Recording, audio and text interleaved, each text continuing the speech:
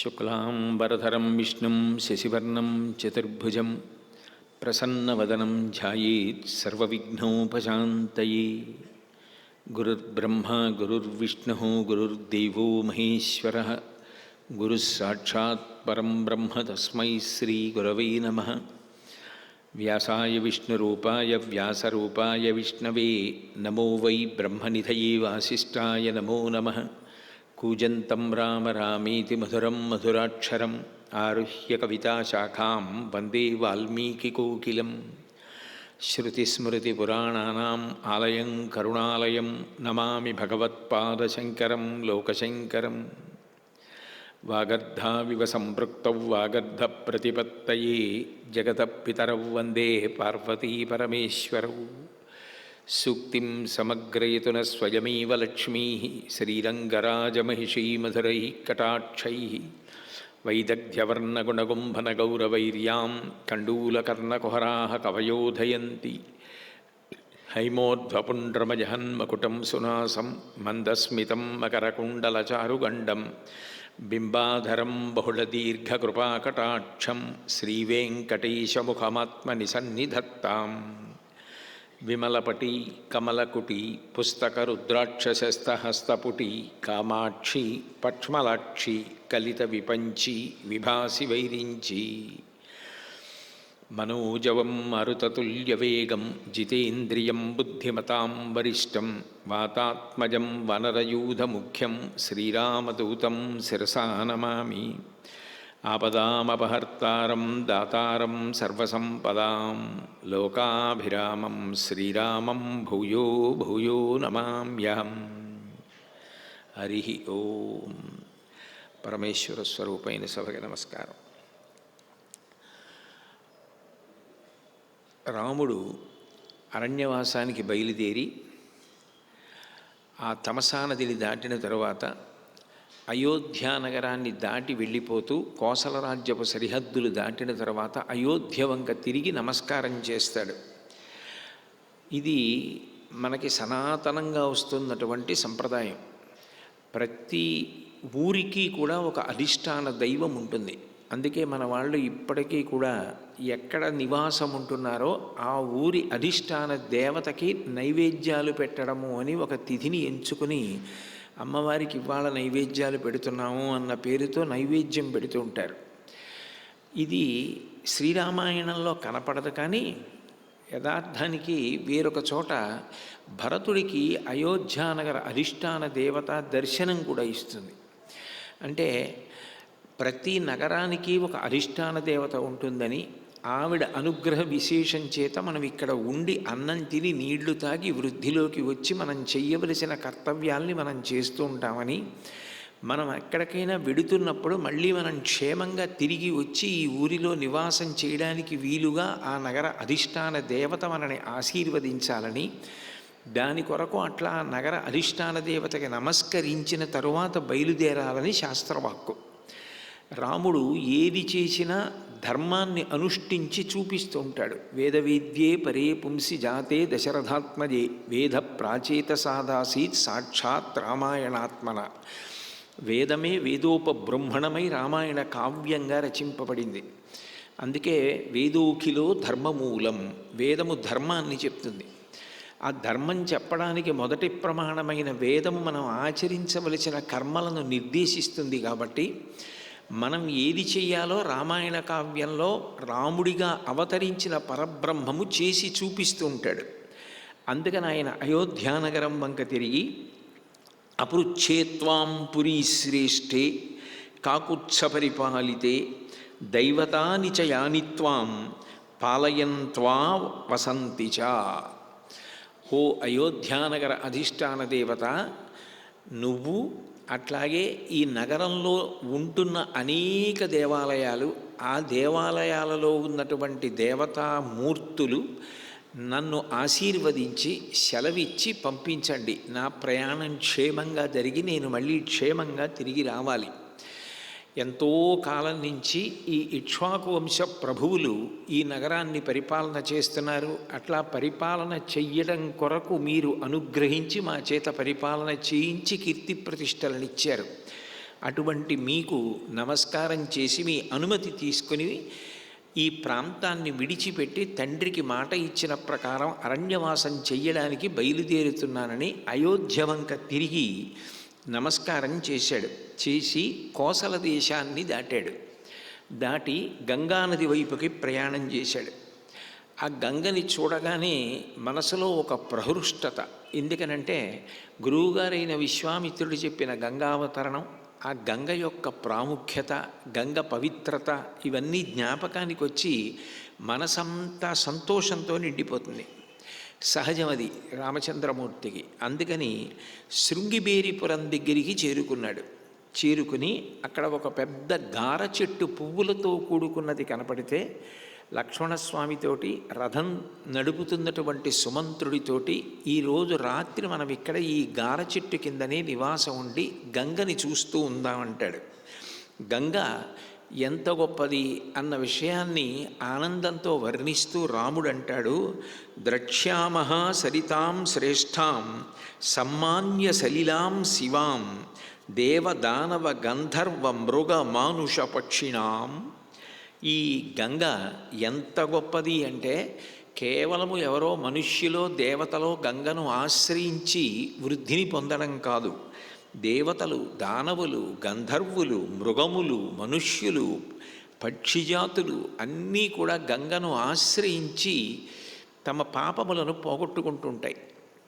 అంత గొప్పదైనటువంటి గంగని మనం చూడ్డమే చాలు. సలిలాం శివాం, ఇవి పైకి నీళ్లల్లా కనపడతాయి కానీ ఈ నీటి వంక చూసినంత మాత్రం చేత అవి మంగళప్రదములు, మనకి సుఖాన్ని, శోభనాన్ని, మంగళాన్ని ప్రసాదిస్తాయి అని ఆ గంగా నదికి నమస్కరించి ఆ గార చెట్టు కింద ఆ రోజు రాత్రి నివాసం ఉండడానికి స్థిరపడి రథం దిగి సిద్ధమవుతున్నాడు. ఆ ప్రాంతాన్ని పరిపాలించేటటువంటి వాడు గుహుడు. బోయ జాతి వారికి అందరికీ కూడా నాయకత్వం వహించి ఆయన ఆ ప్రాంతాన్ని పరిపాలిస్తున్నాడు. ఆయన రాముడు ఆ ప్రాంతానికి వచ్చాడు, అక్కడ విశ్రాంతి తీసుకుంటున్నాడని తెలిసింది. ఆయన ఆహారాన్ని, అర్ఘ్యాన్ని తీసుకొని గబగబా బయలుదేరి రాముడి దగ్గరికి వచ్చాడు. వచ్చి రాముడితో మాట్లాడుతూ, భక్ష్యం భోజ్యంచ పేయంచ లేహ్యం చేదముపస్థితం శయనాని చ ముఖ్యాని వాజినం ఖాదనం చతే. రామ, మీ కొరకు మీరు తినే ఆహారాన్ని తీసుకొచ్చాను, అట్లాగే తాగే పదార్థాలు, నాకే పదార్థాలు, నవిలే పదార్థాలు ఇవన్నీ కూడా తీసుకొచ్చాను. ఈ ఆహారాన్ని మీరు స్వీకరించండి. అట్లాగే ఇవాళ రాత్రి మీరు సుఖంగా నిద్రపోవడం కోసం మీ కొరకు మంచి తల్పములను కూడా ఏర్పాటు చేశాను. కాబట్టి మీరు వాటి మీద విశ్రాంతి తీసుకోండి. వాజినం ఖాదనం చేతే, మీ రథమునకు కట్టబడిన గుర్రముల కొరకు ఆహారాన్ని కూడా సిద్ధం చేశాను. అంటే స్వాగతం పలకడంలో, ఆతిథ్యం ఇవ్వడంలో అసలు ఆ శ్రద్ధ ఎంత గొప్పదో చూడాలి. ఎక్కడ ప్రేమ ఉంటుందో ఆ ప్రేమ ఆతిథ్యం ఇచ్చేటప్పుడు అన్ని విషయాల్ని పరకాయ ప్రవేశం చేయించి ఆలోచించేటట్టు చేస్తుంది. చాలా ప్రేమ మనకుందనుకోండి, వాళ్ళు వచ్చి మన దగ్గర ఆతిథ్యం తీసుకుంటున్నప్పుడు వాళ్ళకి ఏ అవసరాలు ఉంటాయి అన్నది మనం పరకాయ ప్రవేశం చేసి ఆలోచించి వాళ్ళు ఈ అవసరాల విషయాల్లో ఏ విధమైన ఇబ్బంది పడకూడదు. అన్నిటినీ మనం సిద్ధం చేసి ఉంచాలని ఆలోచించడం వెనక ఎంత ప్రేమ ఉంటుందో, రాముడికి ఆతిథ్యం ఇవ్వడంలో గుహుని యొక్క ప్రేమ అంత గొప్పగా కనపడుతుంది. రాముడికి ఆతిథ్యం ఇచ్చిన వాళ్ళు అనేక మంది కనపడతారు మనకి రామాయణంలో. కొంతమందికి ఎట్లా ఉంటుంది అంటే రాముడికి ఆతిథ్యం ఇవ్వడం అన్నది ఒక పుణ్యం, కొంతమంది రాముడికి ఆతిథ్యం ఇవ్వడం అన్నది ఒక అపూర్వమైనటువంటి అవకాశం. కొంతమంది దృష్టిలో రాముడికి ఆతిథ్యం ఇవ్వడము అంటే ఇక మళ్ళీ పుట్టవలసిన అవసరాన్ని పోగొట్టుకోవడం. కొంతమంది దృష్టిలో రాముడికి ఆతిథ్యం ఇవ్వడము అంటే అది భగవంతుని యొక్క అనుగ్రహం పరిపూర్ణంగా కలిగి భగవంతుడే దాన్ని స్వీకరిస్తున్నాడన్న భావన.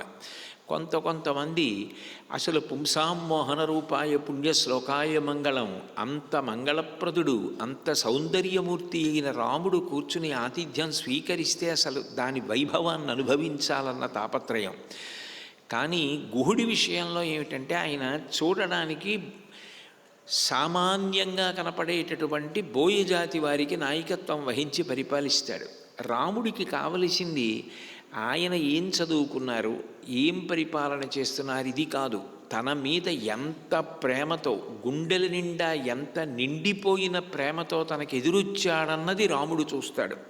అందుకని రాముడు అన్నాడు, అర్చితాశ్చైవ హృష్టాశ్చ భవతా సర్వదా వయం పద్యామభిగమాశ్చైవ స్నేహ సందర్శనేన చ. ఓ గుహ, నువ్వు నన్ను సర్వవిధములా పూజ చేసేసినట్లే, ఇంత గొప్పగా ఎన్ని ఉపచారములతో నన్ను పూజ చేయవచ్చో అన్ని రకములుగాను నువ్వు నాకు పూజ చేసి ఆతిథ్యమిచ్చినట్లే నేను స్వీకరిస్తున్నాను. కారణం అభిగమాచ్చైవ, నువ్వు నడిచి నా కోసమని ఎదురొచ్చావు. తలుచుకుంటే గుహుడు కూడా ఇంకొక రకంగా ఏదో వాహనం మీదో గుర్రం మీదో రావచ్చు. కానీ మనం రాముడికి ఆతిథ్యం ఇవ్వడానికి వెడుతున్నాం. మనం కాలినడకన వెళ్ళి ఆయన్ని పిలుచుకు రావాలి, ఆయనకి ఆతిథ్యం ఇవ్వాలి అని ఆ గౌరవాన్ని చూపించావే, నడిచి నా కోసం వచ్చావే, ఇది చాలు. నువ్వు నాకు సర్వోపచారములు చేసినట్లే నేను భావన చేస్తున్నాను, సకల పూజని సమర్పించినట్టే. నాకు ఏ పదార్థములు స్వీకరించాలని లేదు. నాకు మనసులో దశరథుడు, కౌసల్య, సుమిత్ర, కైకేయి వీళ్ళందరూ జ్ఞాపకానికి వస్తున్నారు. అందుకని ఇవి దశరథుడి యొక్క గుర్రాలు. దశరథుడికి ఈ గుర్రాలంటే ఎంతో ఇష్టం. కాబట్టి వాటికి ప్రేమగా కావలసిన ఆహారాన్ని ఏర్పాటు చెయ్యమని, తాను నియతంగా చెయ్యవలసిన సంధ్యావందనాన్ని చేసుకొని నీరు త్రాగి భార్యతో కలిసి గుహుడు ఏర్పాటు చేసినటువంటి పత్రశయ్య, అంటే ఆకులు అలములు ఇటువంటివి కొట్టి తెచ్చి అక్కడ శయ్య ఏర్పాటు చేశాడు. ఆ శయ్య మీద రాముడు విశ్రమించాడు. ఎంత కష్టంలో రాముడు ఉండనివ్వండి, తాను నిర్వర్తించవలసిన నిత్యకర్మని మాత్రం రాముడు ఉపేక్షించడు. తాను చెయ్యవలసిన సంధ్యావందనాన్ని నియతంగా చేస్తాడు.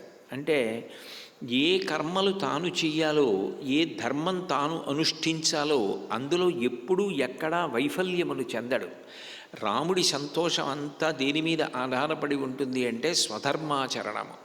నేను చెయ్యవలసిన ధర్మాన్ని నేను ఆచరిస్తున్నానా, దానితో సంతృప్తి పొందుతుంటాడు తప్ప నాకేం వచ్చింది నాకేం పోయింది అన్నదానితో రాముడికి సంబంధం లేదు. నా వైపు నుంచి నేను చెయ్యవలసిన కర్తవ్యాన్ని నేను చేసుకుంటూ వెళ్ళిపోతున్నానా, నేను చెయ్యవలసిన కర్తవ్యం చెయ్యకపోతే నేను బాధపడవలసి ఉంటుంది. నా కర్తవ్యాన్ని నేను నిర్వహించినంతకాలం నేను బాధపడవలసిన అవసరం లేదన్న ఆలోచనతో ముందుకు వెళ్ళగలిగిన స్వభావం ఉన్నవాడు. కాబట్టి ఇప్పుడు సంధ్యావందనం చేసుకుని లక్ష్మణస్వామి తీసుకొచ్చినటువంటి నీళ్లు తాగి అక్కడ ఏర్పాటు చేసిన శయ్య మీద పడుకున్నాడు. సీతమ్మ కూడా పక్కనే పడుకొని ఆయనతో పాటుగా నిద్రపోయింది. చుట్టుపక్కన అందరూ కూడా ఈ గుహుడి యొక్క సైన్యం నిలబడి ఉంది. గుహుడు నిలబడి ఉన్నాడు, లక్ష్మణస్వామి నిలబడి ఉన్నాడు. అది ఆరుబైలు ప్రదేశం. పడుకున్నది చూస్తే ఆకులతోటి కొమ్మలతోటి ఏర్పాటు చేసినటువంటి శయ్య.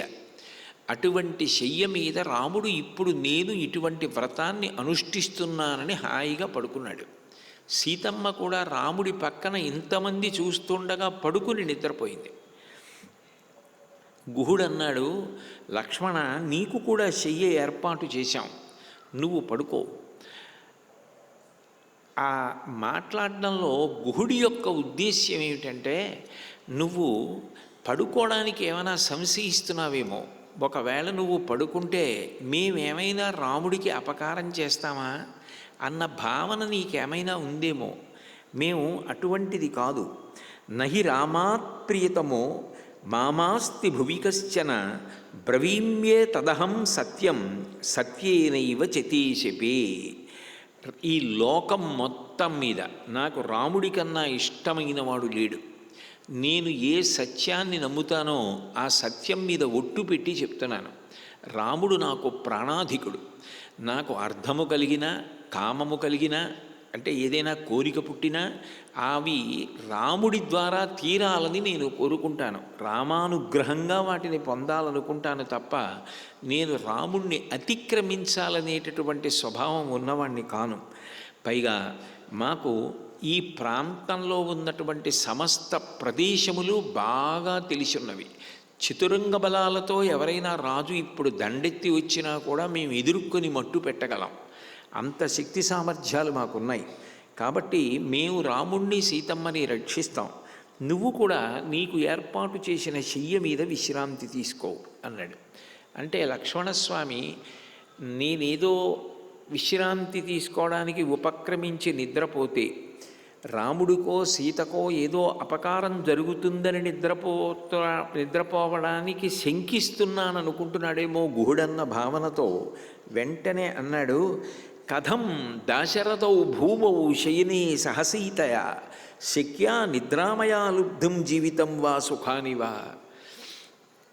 కథం అని అడిగాడు. ఎట్లా? చూడండి, కొన్నిసార్లు మనని ఎవరైనా బతిమాలో బామాలో ఏదైనా ఇది మీరు ఎట్లాగైనా చేయండి అన్నారనుకోండి, అప్పుడు ఎట్లా అంటాం ముందు. అంటే ఇది ఎలా జరుగుతుంది అని ఏదో గోరు చుట్టేసి చాలా నొప్పిగా ఉందనుకోండి, మీరు ఎట్లాగో అట్లా ఇది పట్టుకోండి అన్నారనుకోండి, ఎవరైనా వచ్చి ఎట్లా అంటారు. అట్లా లక్ష్మణుడు కూడా కథం ఎట్లా నిద్రపోనయా దాశరథౌ భూమౌ శయనే సహసీతయా, ఎంత కష్టపడ్డాడయా మా తండ్రి గారు ఈ రాముణ్ణి కుమారుడిగా పొందడానికి. 60,000 సంవత్సరముల వయసు వచ్చేసినా పుత్రులు కలగకపోతే అశ్వమేధయాగం చేసి పుత్రకామేష్టి చేసి ఆ ప్రాజాపత్య పురుషుడిచ్చినటువంటి పాయస పాత్రలోని పాయసాన్ని మా తల్లులందరూ తింటే దివ్యమైన తేజస్సుతో ప్రభవించినవాడు రాముడు, సకల గుణాభిరాముడు. ఆయన గుణముల చేత లోకమంతా కూడా సంతోషిస్తుంది. అటువంటి రాముడు ఇవాళ సీతమ్మతో కలిసి ఈ తృణశయ్య మీద పడుకుని నిద్రపోతున్నాడు. ఇంతకన్నా దారుణమైన విషయం నా జీవితంలో చూడడానికి ఇంకొకటి ఉండదేమో. ఇది నేను చూసి రాముడు ఇట్లా నిద్రపోతుంటే, సీతమ్మ ఇట్లా నిద్రపోతుంటే, ఇంత గొప్పవాడు ఎక్కడో పర్యంకముల మీద పడుకోవలసిన వాడు ధర్మాన్ని అనుష్ఠించడం కోసం కృతనిశ్చయంతో ఇట్లా ఉంటే నాకెట్లా నిద్ర వస్తుంది? పైగా ఇంకా అసలు ఇట్లా చూస్తూ జీవితాన్ని గడపడం ఎట్లా? జీవితంలో సుఖము అన్న మాట ఎట్లా ఉంటుంది? ఎందుకనంటే సుఖము అన్నది యథార్థమునకు ఒక భావన. ఖ అంటే సంస్కృతంలో ఆకాశం. ఆకాశం నిజానికి ఎప్పుడూ ఒక్కలాగే ఉంటుంది. ఆకాశంలో ఏ విధమైనటువంటి మార్పు ఉండదు. కానీ ఆకాశంలో మబ్బట్టిందనుకోండి, అది ఏ శ్రావణ భాద్రపద మాసాలో అయితే రైతుకి చాలా సంతోషం. అమ్మయ్య నల్లటి మబ్బులు వచ్చాయి, వర్షం పడుతుంది, భూమి తడుస్తుంది, విత్తనాలు వేయచ్చు, పంట పండుతుంది, ఏడాదికి కావలసిన గ్రాసం లభిస్తుందని. ఆ శ్రావణ మాసంలోనే ఎవరో 6 బైలు వివాహం పెట్టుకున్నాడు అనుకోండి, ఆయనకి బాధగా ఉంటుంది, వర్షం పడిపోతుందో ఏమిటో ఇప్పుడు ఈ పెళ్ళి ఎట్లాగా అని. ఒకరికి సు ఖా ఆకాశం అట్లాగే ఉంది. అది శ్రావణ మాసంలో ఎట్లా మబ్బులతో ఉండాలో అట్లా ఉంది. ఒకరికేమో సు అట్లా ఉండడం రైతుకి సంతోషంగా ఉంది. ఒకరి పెళ్ళి పెట్టుకున్న వారికి దు ఖా సంబంధం లేదు, అలాగే ఉంది. దాని ముందు సు పెట్టుకున్నవాడు సు పెట్టుకున్నాడు, దు పెట్టుకున్నవాడు దు పెట్టుకున్నాడు. ఎవరు ఎట్లా భావన చేశాడో అట్లా భావన చేస్తున్నాడు, కానీ ఖా యందు మాత్రం ఏ వికారం ఉండదు ఆకాశమునందు. అట్లా నా భావన నాకు సంతోషం కల్పించేదై ఉండాలి అంటే రాముడు సుఖపడని నాడు నాకు సుఖమన్న భావన ఎట్లా కలుగుతుంది? ఇది లక్ష్మణస్వామి హృదయం.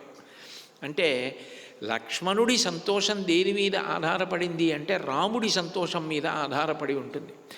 రాముడు సంతోషిస్తే లక్ష్మణుడు సంతోషిస్తాడు, రాముడు సంతోషించినప్పుడు లక్ష్మణుడు సంతోషించలేడు. ఇంత కష్టం మా అన్నయ్య పడుతుంటే నాకు ఎట్లా జీవితం, ఎట్లా సుఖం? కాబట్టి కథం దాశరథౌ భూమౌ శయనే సహసీతయా శక్యా నిద్రామయా లుబ్ధం జీవితం వా సుఖానివా. ఎట్లా పడుకోమంటావు అని అడిగాడు. అడిగి ఇవాళ రాత్రి కాళరాత్రి అయోధ్యలో రాజు దశరథ మహారాజు గారు మా అన్నగారు రామచంద్రమూర్తి గురించే మాట్లాడుతూ ఉంటాడు. నిద్రపోడు. కౌసల్య, సుమిత్ర వాళ్ళెవ్వరూ నిద్రపోరు.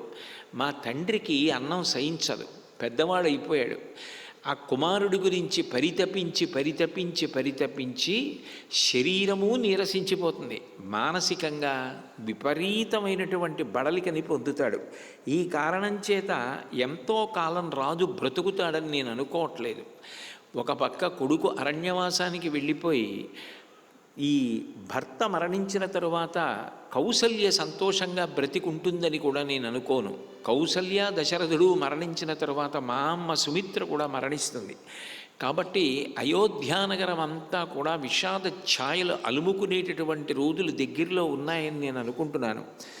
ఎంత అమాయకపు పని చేశాడు మా తండ్రి! ఇటువంటి సుగుణాభిరాముడు రాముణ్ణి అరణ్యవాసానికి పంపడం అంటే అది కేవలం రాముణ్ణి పంపడం ఒక్కటిగా పరిమితిని పొందలేదు, అది ఇంతమందికి దుఃఖభాజనమైందన్న విషయాన్ని పట్టుకోలేకపోయాడు అని చాలా బాధపడ్డారు. మరునాడు ఉదయం తెల్లవారింది. తెల్లవారిన తర్వాత రాముడు గంగని దాటడానికి ఉపక్రమిస్తున్నాడు. ఆయన గుహుణ్ణి పిలిచి బలమైన పడవ ఏర్పాటు చేయి, మేము ఈ గంగని దాటుతామన్నాడు. వెంటనే చిత్ర విచిత్రమైనటువంటి అలంకారములతో ఉన్న ఒక మంచి పడవని తీసుకొచ్చి దాన్ని నడిపే వాళ్ళని కూడా సిద్ధం చేసి రాముడు గంగ దాటడానికి గుహుడు ఏర్పాటు చేశాడు. లక్ష్మణస్వామిని పిలిచి ముందు సీతమ్మని పడవెక్కించి తర్వాత మన ఇద్దరం ఎక్కుదాం, బయలుదేరుదామన్నాడు.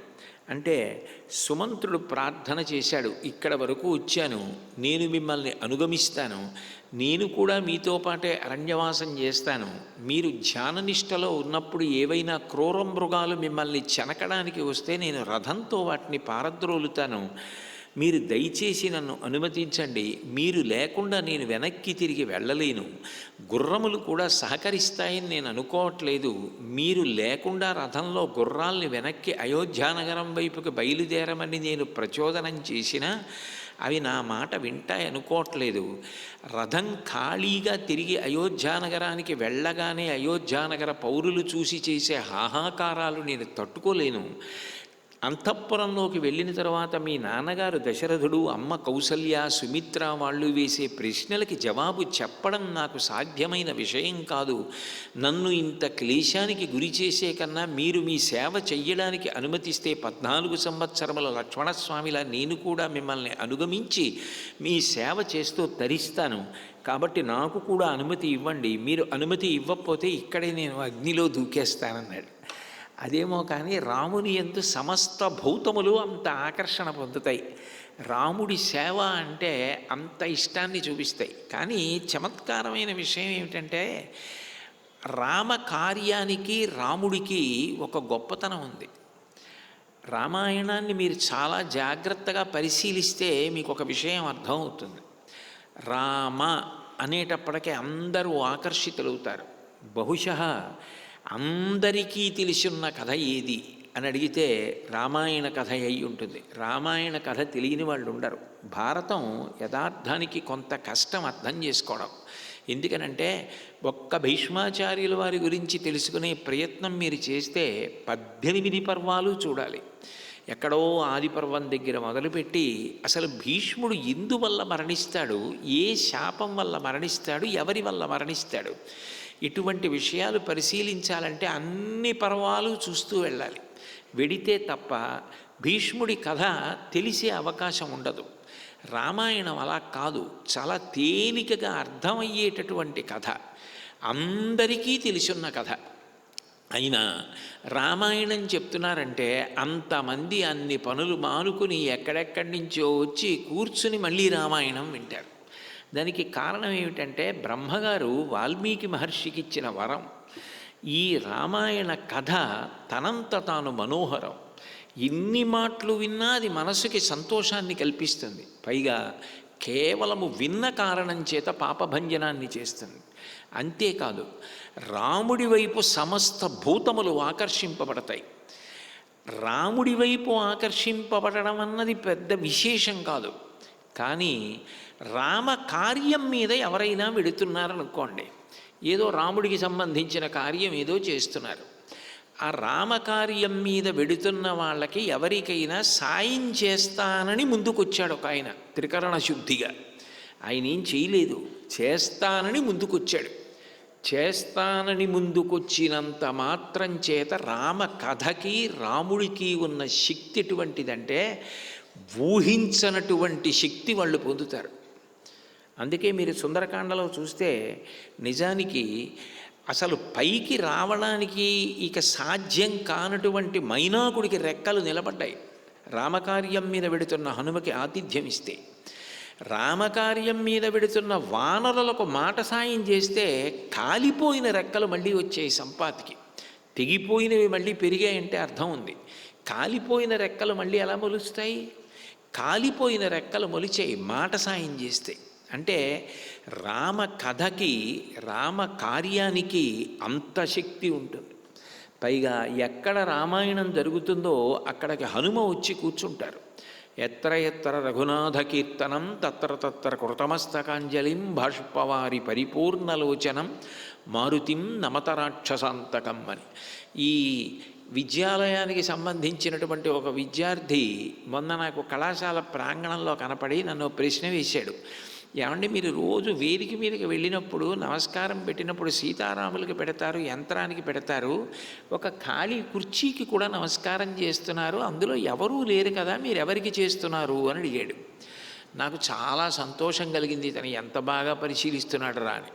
అప్పుడు నేను చెప్పాను, ఇది ఆర్ష సంప్రదాయంలో ఉన్నటువంటి పరమసత్యం. రామాయణం ఎక్కడ చెప్పినా హనుమ వస్తారు. వారు కూర్చోవడం కోసమని ఒక ఆసనాన్ని వేసి పాదపీఠం వేసి ఉంచుతారు.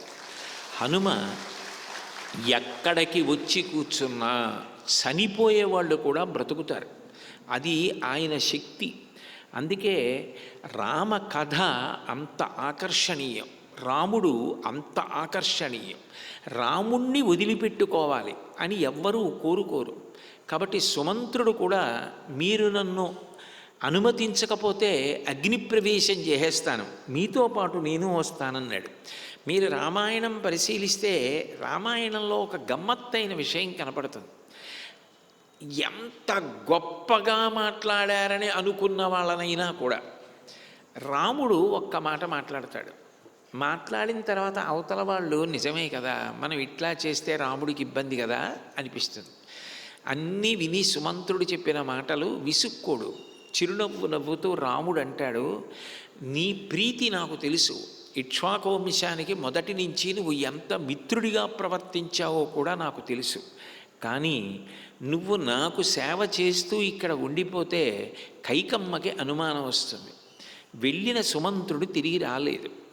ఈ రథం ఎక్కి సీతారామ లక్ష్మణులు సుమంత్రుడు ఎక్కడికి వెళ్ళారు? నిజంగా అరణ్యవాసం చేస్తున్నారా అని మా తండ్రిని ఇబ్బంది పెడుతుంది. ధైర్యంగా భరతుడికి యవ్వరాజ్య పట్టాభిషేకం చేయదు. మా నాన్నగారు మనశ్శాంతిగా ఉండాలి, మనశ్శాంతిగా ఉండాలి అంటే నువ్వు వెనక్కి వెళ్ళి రాముణ్ణి అరణ్యంలో దింపేశాను, అరణ్యవాసం చేస్తున్నాడు, గంగ దాటుతున్నాడని చెప్పాలి. చెప్తే కైకమ్మ శాంతిస్తుంది. కైకమ్మ శాంతిస్తే దశరథుడు ప్రశాంతంగా ఉంటాడు. భరతుడికి యవరాజ్య పట్టాభిషేకం జరుగుతుంది. ఒక మాట అనడమే కాదు, అన్నది చేస్తున్నామన్నది కూడా తెలిసేటట్టుగా ఉండాలి. ఇది జరగాలంటే నువ్వు తప్ప మార్గం ఇంకొకటి లేదు, నువ్వే రథం పట్టుకుని వెనక్కి వెళ్ళాలి, అందుకని నువ్వు వెళ్ళవలసింది అంటాడు. ఇంత సుమంత్రుడు ఇక మారు మాట్లాడలేక, తప్పకుండా మీరు చెప్పినట్టు వెడతాను, నాకేదైనా సందేశం చెప్పండి అన్నాడు. రాజు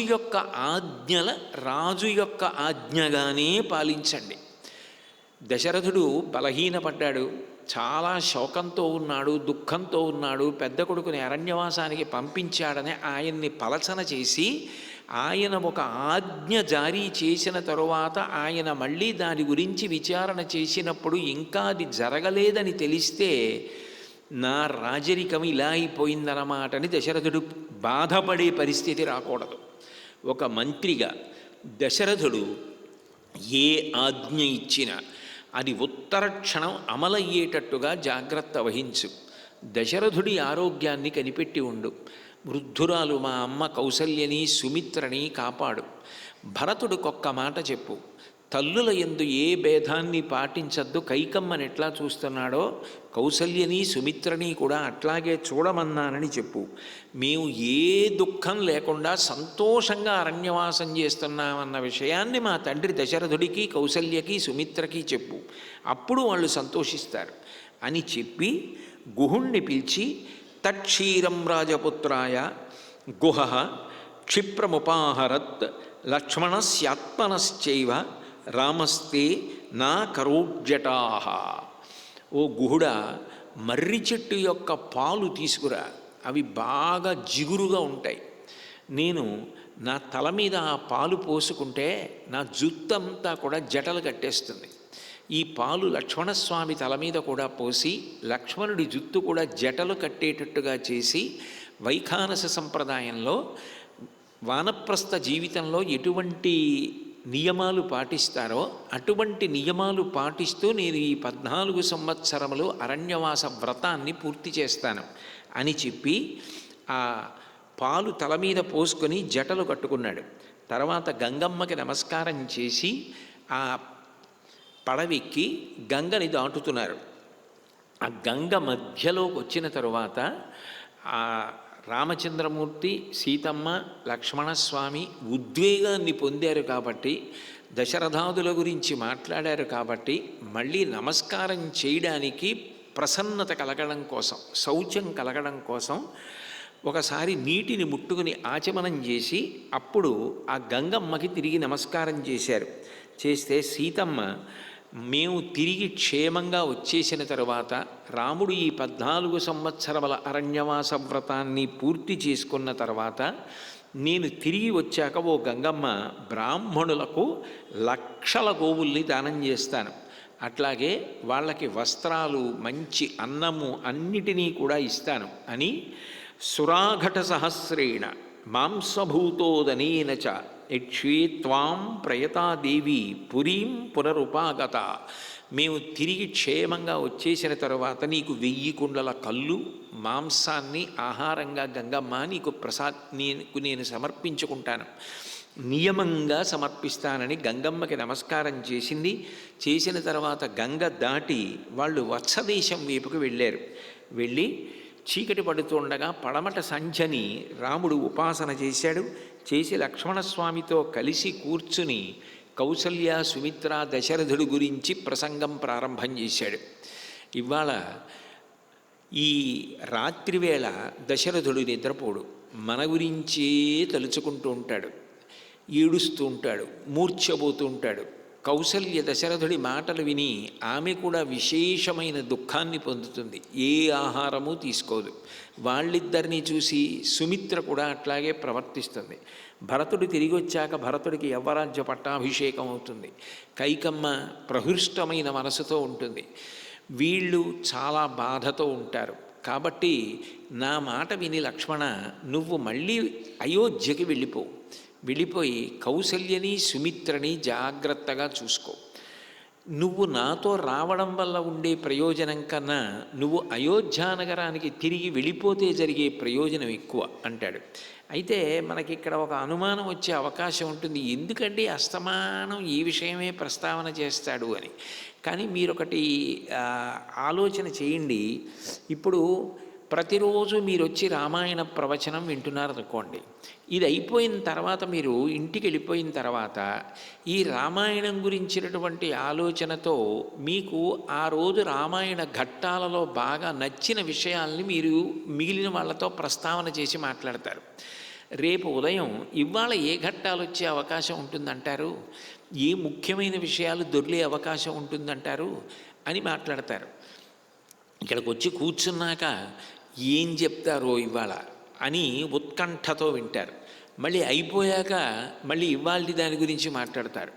42 రోజులు మీరు ఇలాగే మాట్లాడుతూ 42 రోజులు అయిపోయాక కూడా ఒక వారం రోజులో 10 రోజులు ఆ రామాయణం ఆ రోజున అలా జరిగింది, ఈ రోజున ఇలా జరిగింది, గంగావతరణానికి ఇలా జరిగింది, షణ్ముఖోత్పత్తికి ఇలా చేశాం, విభూతిని ప్రసాదంగా తీసుకున్నాం, ఆ వెనకాతల ఆ రామాయణ ఘట్టాలు చూస్తుంటే నిజంగా రామాయణం అంతా కళ్ళతో చూస్తున్న అనుభూతిని పొందాం అని మాట్లాడుకుంటుంటే అస్తమానం ఇంకా రామాయణం గురించే మాట్లాడతావేమిటి అని రామాయణానికి రాని వాళ్ళు అంటారు.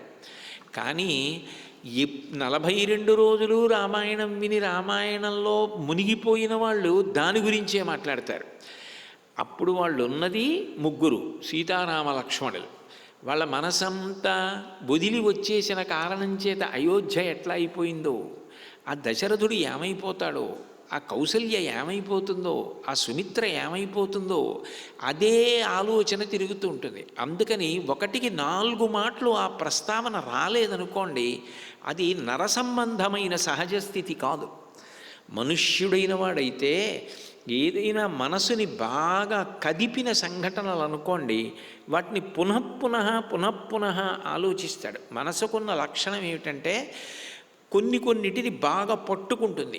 ఏవి పట్టుకుందో వాటిని తిప్పుతుంది. మనసు పట్టుకోవడానికి 2 కారణాలు ఉంటాయి, 3వ కారణం ఉండదు. 1 రాగముతో పట్టుకుంటుంది, 2 ద్వేషముతో పట్టుకుంటుంది.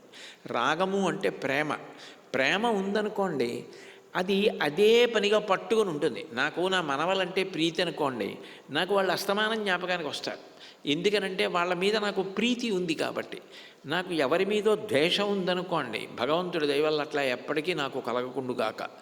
ఎవరి మీదైనా ద్వేషం ఉందనుకోండి, వాళ్ళు నాకు జ్ఞాపకానికి వస్తుంటారు. ఎందుకని అంటే వాళ్ళు పాడైపోవాలన్న బుద్ధి కలుగుతూ ఉంటుంది, కోపం కలుగుతూ ఉంటుంది వాళ్ళ మీద. అందుకని కోపంతోనూ ద్వేషంతోనూ స్మరిస్తుంది, ప్రీతి చేత స్మరిస్తుంది.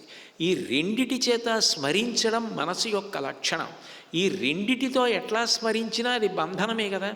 అందుకని రాగస్వరూపపాషాఢ్య క్రోధాకారాంకుశోజ్వల మనోరూపేక్షుకోదండ పంచతన్మాత్ర సాయక. లలితా సహస్రనామంలో అమ్మవారు వాటిని ఆయుధాలుగా పట్టుకుంటుంది అని చెప్పడానికి కారణం, ఆ రాగం తీసి భక్తిని ఇస్తుంది, ఆ క్రోధం తీసేసి కోపం మీద కోపాన్ని ఇస్తుంది. ఏమిటి నాకు ఈ దిక్కుమాల కోపం, ఈ కోపం పోదా అని. అంటే ఆమె సత్ప్రవర్తన వైపుకి మనని తిప్పుతుంది అని గుర్తు. కాబట్టి నరుడి యొక్క సహజ స్థితి 1-10 మాటలు ఎక్కడ అనురక్తుడయ్యాడో దాన్ని జ్ఞాపకం చేసుకోవడం. అయితే అది జ్ఞాపకం చేసుకోవడంలో తను చెయ్యవలసిన విహిత కర్మని విడిచిపెట్టేశాడనుకోండి, అప్పుడు ధర్మము లుప్తమవుతోందని గుర్తు. అవి జ్ఞాపకం చేసుకుంటున్నా తాను చెయ్యవలసిన సంధ్యావందనాన్ని కానీ, తాను జటలు కట్టుకోవడం కానీ, తన నియమపాలనం కానీ రాముడు తాను ఏది విడిచిపెట్టడు. అంటే ధర్మాన్ని మాత్రం అంత బాగా అనుష్ఠిస్తూ వెడుతూ ఉంటాడు.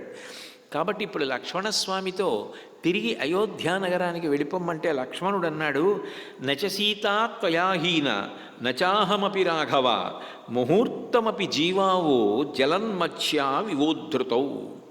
అన్నయ్య, నన్ను అయోధ్యానగరానికి వెళ్ళమంటున్నావు. నేను కానీ సీతమ్మ కానీ మా ఇద్దరిలో ఎవరమూ కూడా నిన్ను చూడకుండా ఉండలేం. మాకున్న బలహీనతైనా మాకున్న బలమైనా అదే. మాకు ఎప్పుడూ నువ్వు కనపడుతూ ఉండాలి. నువ్వు కనపడుతున్నంత కాలమే మేము ఉంటాం. బాగా లోతైన నీరు కలిగినటువంటి చెరువులో ఆడుకుంటున్న ఒక చేపని చేత్తో పట్టుకుని పైకి తీసి ఒడ్డున విసిరేస్తే దాని ఒంటికి తడి ఉన్నంతసేపు మాత్రమే బ్రతికుండి, తడి ఆరిపోయిన తరువాత గిలగిలా కట్టుకొని ఎగిరి గంతులేసి ప్రాణములు విడిచిపెట్టేసిన చేపలా ఎంత కాలము తిరిగి చూస్తున్నప్పుడు నువ్వు కనపడుతుంటావో అంతసేపు మాత్రమే ప్రాణములతో ఉండి నువ్వు కనపడడం ఆగిపోగానే ప్రాణములు విడిచిపెట్టేస్తానన్నాయా, నిన్ను చూడకుండా నేను ఉండలేను అన్నాడు. అది నేనే కాదు, సీతమ్మైనా అంతే. నచ సీతా త్వయాహీన నచాహమపి రాఘవ ముహూర్తమపి జీవావో జలన్మత్స్యా వివోద్ధృతౌ. నేను నీటిలో నుంచి బయటికి తీసిన చేపలా అయిపోతాను. నహితాతం న శత్రుఘ్నం న సుమిత్రాం పరంతప ద్రష్టుమిచ్చేయమద్యాహం స్వర్గం వాపి త్వయా వినా. నువ్వు అంటున్నావే అక్కడికి వెళ్ళి నువ్వు కౌసల్యని జాగ్రత్తగా చూడు, సుమిత్రని జాగ్రత్తగా చూడు అని. వాళ్ళని జాగ్రత్తగా చూడాలన్న భావన అన్నయ్య ఎప్పుడు కలుగుతుంది? వాళ్ళ మీద ప్రేమ ఉండాలి. నిన్ను విడిచిపెట్టేసి వాళ్ళ దగ్గరికి వెళ్ళాలంటే వాళ్ళు నీకన్నా అధికులయ్యుండి నేను వెళ్ళాలి. కానీ నాకు నీకన్నా దశరథుడు ఎక్కువ కాదు, నీకన్నా శత్రుఘ్నుడు ఎక్కువ కాదు, సుమిత్ర మా అమ్మ కూడా ఎక్కువ కాదు. కాబట్టి నేను నిన్ను విడిచిపెట్టి వెళ్ళడం నాకు సాధ్యం కాదు. చిట్ట చివరికి స్వర్గలోకానికి కూడా నిన్ను విడిచిపెట్టి నేను వెళ్ళలేను. ఉత్తరాఖండలో రామావతార పరిసమాప్తి జరగాలి అంటే ఏం జరగాలి ఏం జరగాలి ఏం జరగాలి అని ఆలోచించి లక్ష్మణస్వామిని ముందు తీసుకెళ్ళిపోయారు. లక్ష్మణస్వామి వెళ్ళిపోగానే రాముడు ఉండలేక సరయూ నది ప్రవేశం చేసేశాడు. ఆ రామలక్ష్మణుల యొక్క ప్రేమ, ఆ అన్నదమ్ముల మైత్రి అంత గొప్పది. కాబట్టి నేను నిన్ను విడిచి ఉండలేనన్నాడు. సరే, ఈ 14 సంవత్సరములు మనం అత్యంత జాగ్రత్తతో ఉండాలి. సీతమ్మ నిద్రపోతున్నా మనం నిద్రపోకుండా ఇద్దరం మేల్కొని ఉండాలి. ఎందుకనంటే రాక్షసులు చాలా మోసపూరితమైన జీవన విధానం కలిగి ఉంటారు, క్రూర మృగాలు తిరుగుతుంటాయి. కాబట్టి అప్రమత్తులమై ఉండాలి అని ఒక మర్రి చెట్టు కింద పడుకుని నిద్రపోయారు. మరునాడు ఉదయం ముగ్గురు బయలుదేరి యమున గంగా సంగమ ప్రదేశానికి వెళ్ళారు. అది ప్రయాగ క్షేత్రం. ఆ ప్రయాగ క్షేత్రంలో ఆ చెట్ల దగ్గర నడిచి వెడుతుంటే ఆ గంగా యమున సంగమ స్థానానికి పొగ స్తంభాలులాగా, అగ్నిహోత్రుడి యొక్క కీర్తి స్తంభాలు ఎట్లా ఉంటాయో అట్లా పొగ కనపడింది. అదిగో అంత పొగ కనపడుతోందంటే అది యజ్ఞధూమం, భరద్వాజ మహర్షి యొక్క ఆశ్రమం. మహానుభావుడు భరద్వాజుడు. కాబట్టి మనం ఆయన ఆశ్రమానికి వెళ్ళి ఆయన దర్శనం చేసుకుందామని రాముడు సీతమ్మతో లక్ష్మణస్వామితో కలిసి భరద్వాజ మహర్షి యొక్క ఆశ్రమానికి వెళ్ళాడు. బయట నిలబడి మహర్షికి కబురు చేశాడు. సీతా లక్ష్మణ సహితుడై రాముడు వచ్చాడు, మహర్షి యొక్క దర్శనం చేసుకోవాలనుకుంటున్నాడని. రాముడి గౌరవం, రాముడి మర్యాద అట్లా ఉంటుంది. వెంటనే భరద్వాజుడు ప్రవేశపెట్టమని రాముడికి అర్ఘ్యమిచ్చి ఒక గోవుని తీసుకొచ్చి మధుపర్కం ఇచ్చాడు. వాటిని స్వీకరించాడు. భరద్వాజ మహర్షి యొక్క గొప్పతనం ఇవాళ కనపడటం కాదు, భరతుడు వెళ్ళినప్పుడు బాగా కనపడుతుంది, ఇవాళ కొద్దిగా కనపడుతుంది. భరద్వాజ మహర్షి ఎంత గొప్పవారంటే ఆయన కూర్చునున్నారట. మృగపక్షిభిరాసీనో మునిభిశ్చ సమంతత రామమాగతమభ్యర్చ్య స్వాగతే నాహతం ముని. భరద్వాజుడు రాముడికి లక్ష్మణుడికి సీతమ్మకి స్వాగతం పలికి కూర్చొమ్మని చెప్పినప్పుడు సీతారామ లక్ష్మణులు భరద్వాజుడిని చూసేసరికి భరద్వాజుడు ఎలా కూర్చునున్నాడంటే ఆయన కూర్చున్నాడు, ఆయన పక్కన మునులు కూర్చున్నారు, మృగములన్నీ కూర్చునున్నాయి, పక్షులన్నీ కూడా కూర్చునున్నాయి. అంటే భరద్వాజుడి యొక్క తపశ్శక్తి ఎంత గొప్పది అంటే క్రూరమైనటువంటి ప్రాణులు, మృగములు, పక్షులు కూడా అన్నీ మరిచిపోయి, పరస్పర శత్రుత్వాన్ని కూడా మరిచిపోయి అంత సాత్విక భావాన్ని పొంది భరద్వాజుడి పక్కన అవి కూడా అట్లా కూర్చుంటాయి. నిజంగా ఈ దేశంలో అంతంత గొప్ప మహాత్ములు పుట్టడం, అటువంటి మహాత్ముల్ని సేవించడం, ఆ ప్రాణులు నోరు లేనివి కూడా వాళ్ళ కోసం అంత తాపత్రయపడడం ఆశ్చర్యంగా ఉంటుంది. అరుణాచలంలో భగవాన్ రమణులు శరీరంతో ఉన్న రోజుల్లో ఒక కుక్క ఉండేది. దానికి ఒంటి నిండా గజ్జి వచ్చేసి పుళ్ళు పట్టి రక్తం కారుతూ వాటి మీద ఈగలు వాలి ఉండేవి. ఎవరో ఆ కుక్కని దగ్గరికి రానిచ్చేవారు కాదు. భగవాన్ రమణులు అలా వెడుతున్నప్పుడు ఆ కుక్క ఆయన దగ్గరికి వచ్చి తోక ఊపుతూ ఆయన దగ్గరికి వస్తే ఆయన నిలబడి ఆ కుక్క వంక అట్లా చూస్తూ ఉండేవారు. అది ఆయనతో ఎంతో ప్రేమగా ఉండేది. దానికి అంత గజ్జి ఉంది, దాన్ని దగ్గరికి రానివ్వకుండా అది అంటుకుంటుంది అనేవారు అందరూ.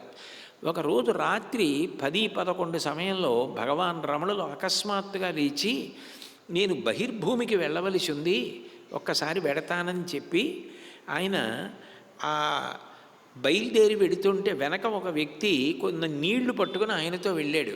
కొంచెం దూరం వెళ్ళిన తర్వాత నువ్వు ఇక్కడ ఉండు, నేను అవసరం తీర్చుకొని వస్తానని భగవాన్ రమణులు వెళ్ళారు. నీకు తృప్తేనా, ఇంకా చాలా, ఇంకా ఆపుతావా అంటున్నారు. ఎవరో నాకుతున్న చప్పుడు వస్తోంది. ఏమిటా అని చెప్పి ఆయన ఆశ్చర్యపోయి ఈయన ఎవరితో మాట్లాడుతున్నారు, ఇంత రాత్రి వేళ ఎవరో నాకుతున్న చప్పుడు వస్తోంది, ఏమవుతోందని చూశాడు. ఈ గజ్జి పట్టిన కుక్క రాత్రి ఆయనని చూడాలని, ఆయన దగ్గరికి వెళ్ళాలని తాపత్రయం. ఆయన దాని దగ్గరికి వెళ్ళి అది అంత తృప్తి పడేటట్టుగా చేశారు. ఆ కుక్క ఆయన దగ్గరే శరీరం వదిలేసింది. ఆశ్చర్యం ఏంటంటే ఈ దేశంలో మహాత్ముల యొక్క గొప్పతనం ఎలా ఉంటుంది అంటే, లక్ష్మి అని ఒక ఆవు, దానికి ఒక పాక వేశారు కొత్తగా. వేసి ఆ పాక దానికి ఇల్లు కాబట్టి గృహప్రవేశం చేయిద్దామని ఆ లక్ష్మి అన్న ఆవుని తీసుకెళ్ళారు. అది ఒక్కసారి తల విసిరి ఆ పాశాన్ని విడిపించేసుకుని పరిగెత్తుకుంటూ అక్కడ గదిలో కూర్చున్న రమణ మహర్షి దగ్గరికి వచ్చి ఆయన్ని పట్టుకుని లాగి, నాకు ఇల్లు కట్టారు, గృహప్రవేశం అవుతోంది, మీరు రావాలని ఆయన్ని తీసుకుని వెళ్ళింది అది. అంటే ఈ దేశంలో మహాత్ముల దగ్గర అట్లా ప్రవర్తించేయి. అసలు యథార్థంగా చెప్పాలంటే ఈ దేశానికి ఇంత గౌరవం రావడానికి కారణం అటువంటి తపస్సు చేసి అటువంటి అద్భుతాల్ని సృష్టించినటువంటి గురువుల యొక్క వైభవం, ఈ దేశం యొక్క వైభవం. భరద్వాజుడి చుట్టూ మృగములు, పక్షులు, మునులు కూడా కూర్చుని ఉన్నారు. భరద్వాజుడు అన్నాడు, నేను విన్నాను మీ తండ్రి నిన్ను అరణ్యవాసానికి పంపాడని, నువ్వు ధర్మాన్ని నిలబెట్టడం కోసం, మీ నాన్నగారిని సత్యమునందు నిలబెట్టడం కోసం అరణ్యవాసానికి వచ్చావని విన్నాను. 14 సంవత్సరములు నా ఆశ్రమంలోనే ఉండి నీ యొక్క వ్రతాన్ని పూర్తి చేసుకోమన్నాడు. అంటే రాముడు అన్నాడు, నేను ఇక్కడ ఉంటే కొన్ని ఇబ్బందులు ఉంటాయి. ఇక్కడ దగ్గరలో జనపదాలు ఉన్నాయి, నగరాలు ఉన్నాయి. ఆయా ప్రదేశములలో ఉన్నవాళ్ళు నన్ను చూడ్డానికి వస్తారు. నన్ను చూడ్డానికి వస్తూ నాతో మాట్లాడుతుంటే మీకు ఆశ్రమంలో ఏకాంతానికి, తపస్సుకి, మిగిలిన మునులకు ఇబ్బందిగా ఉంటుంది.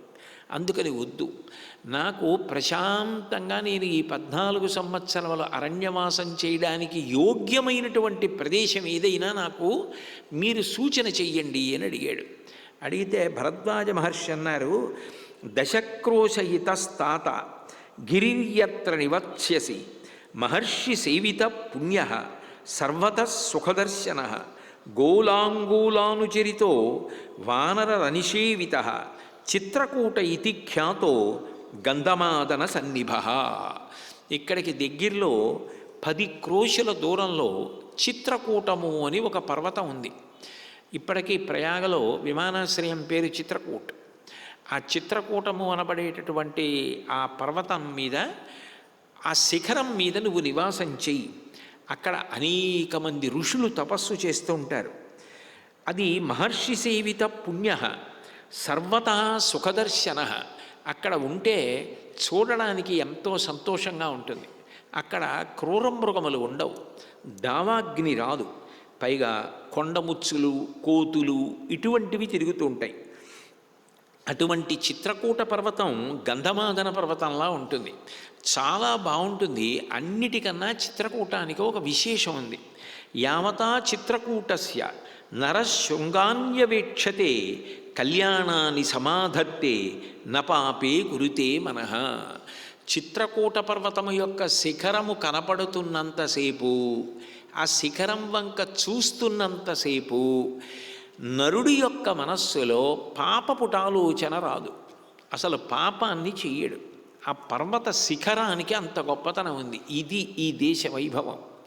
ఈ దేశంలో పర్వతాలు అంతంత గొప్ప పర్వతాలు.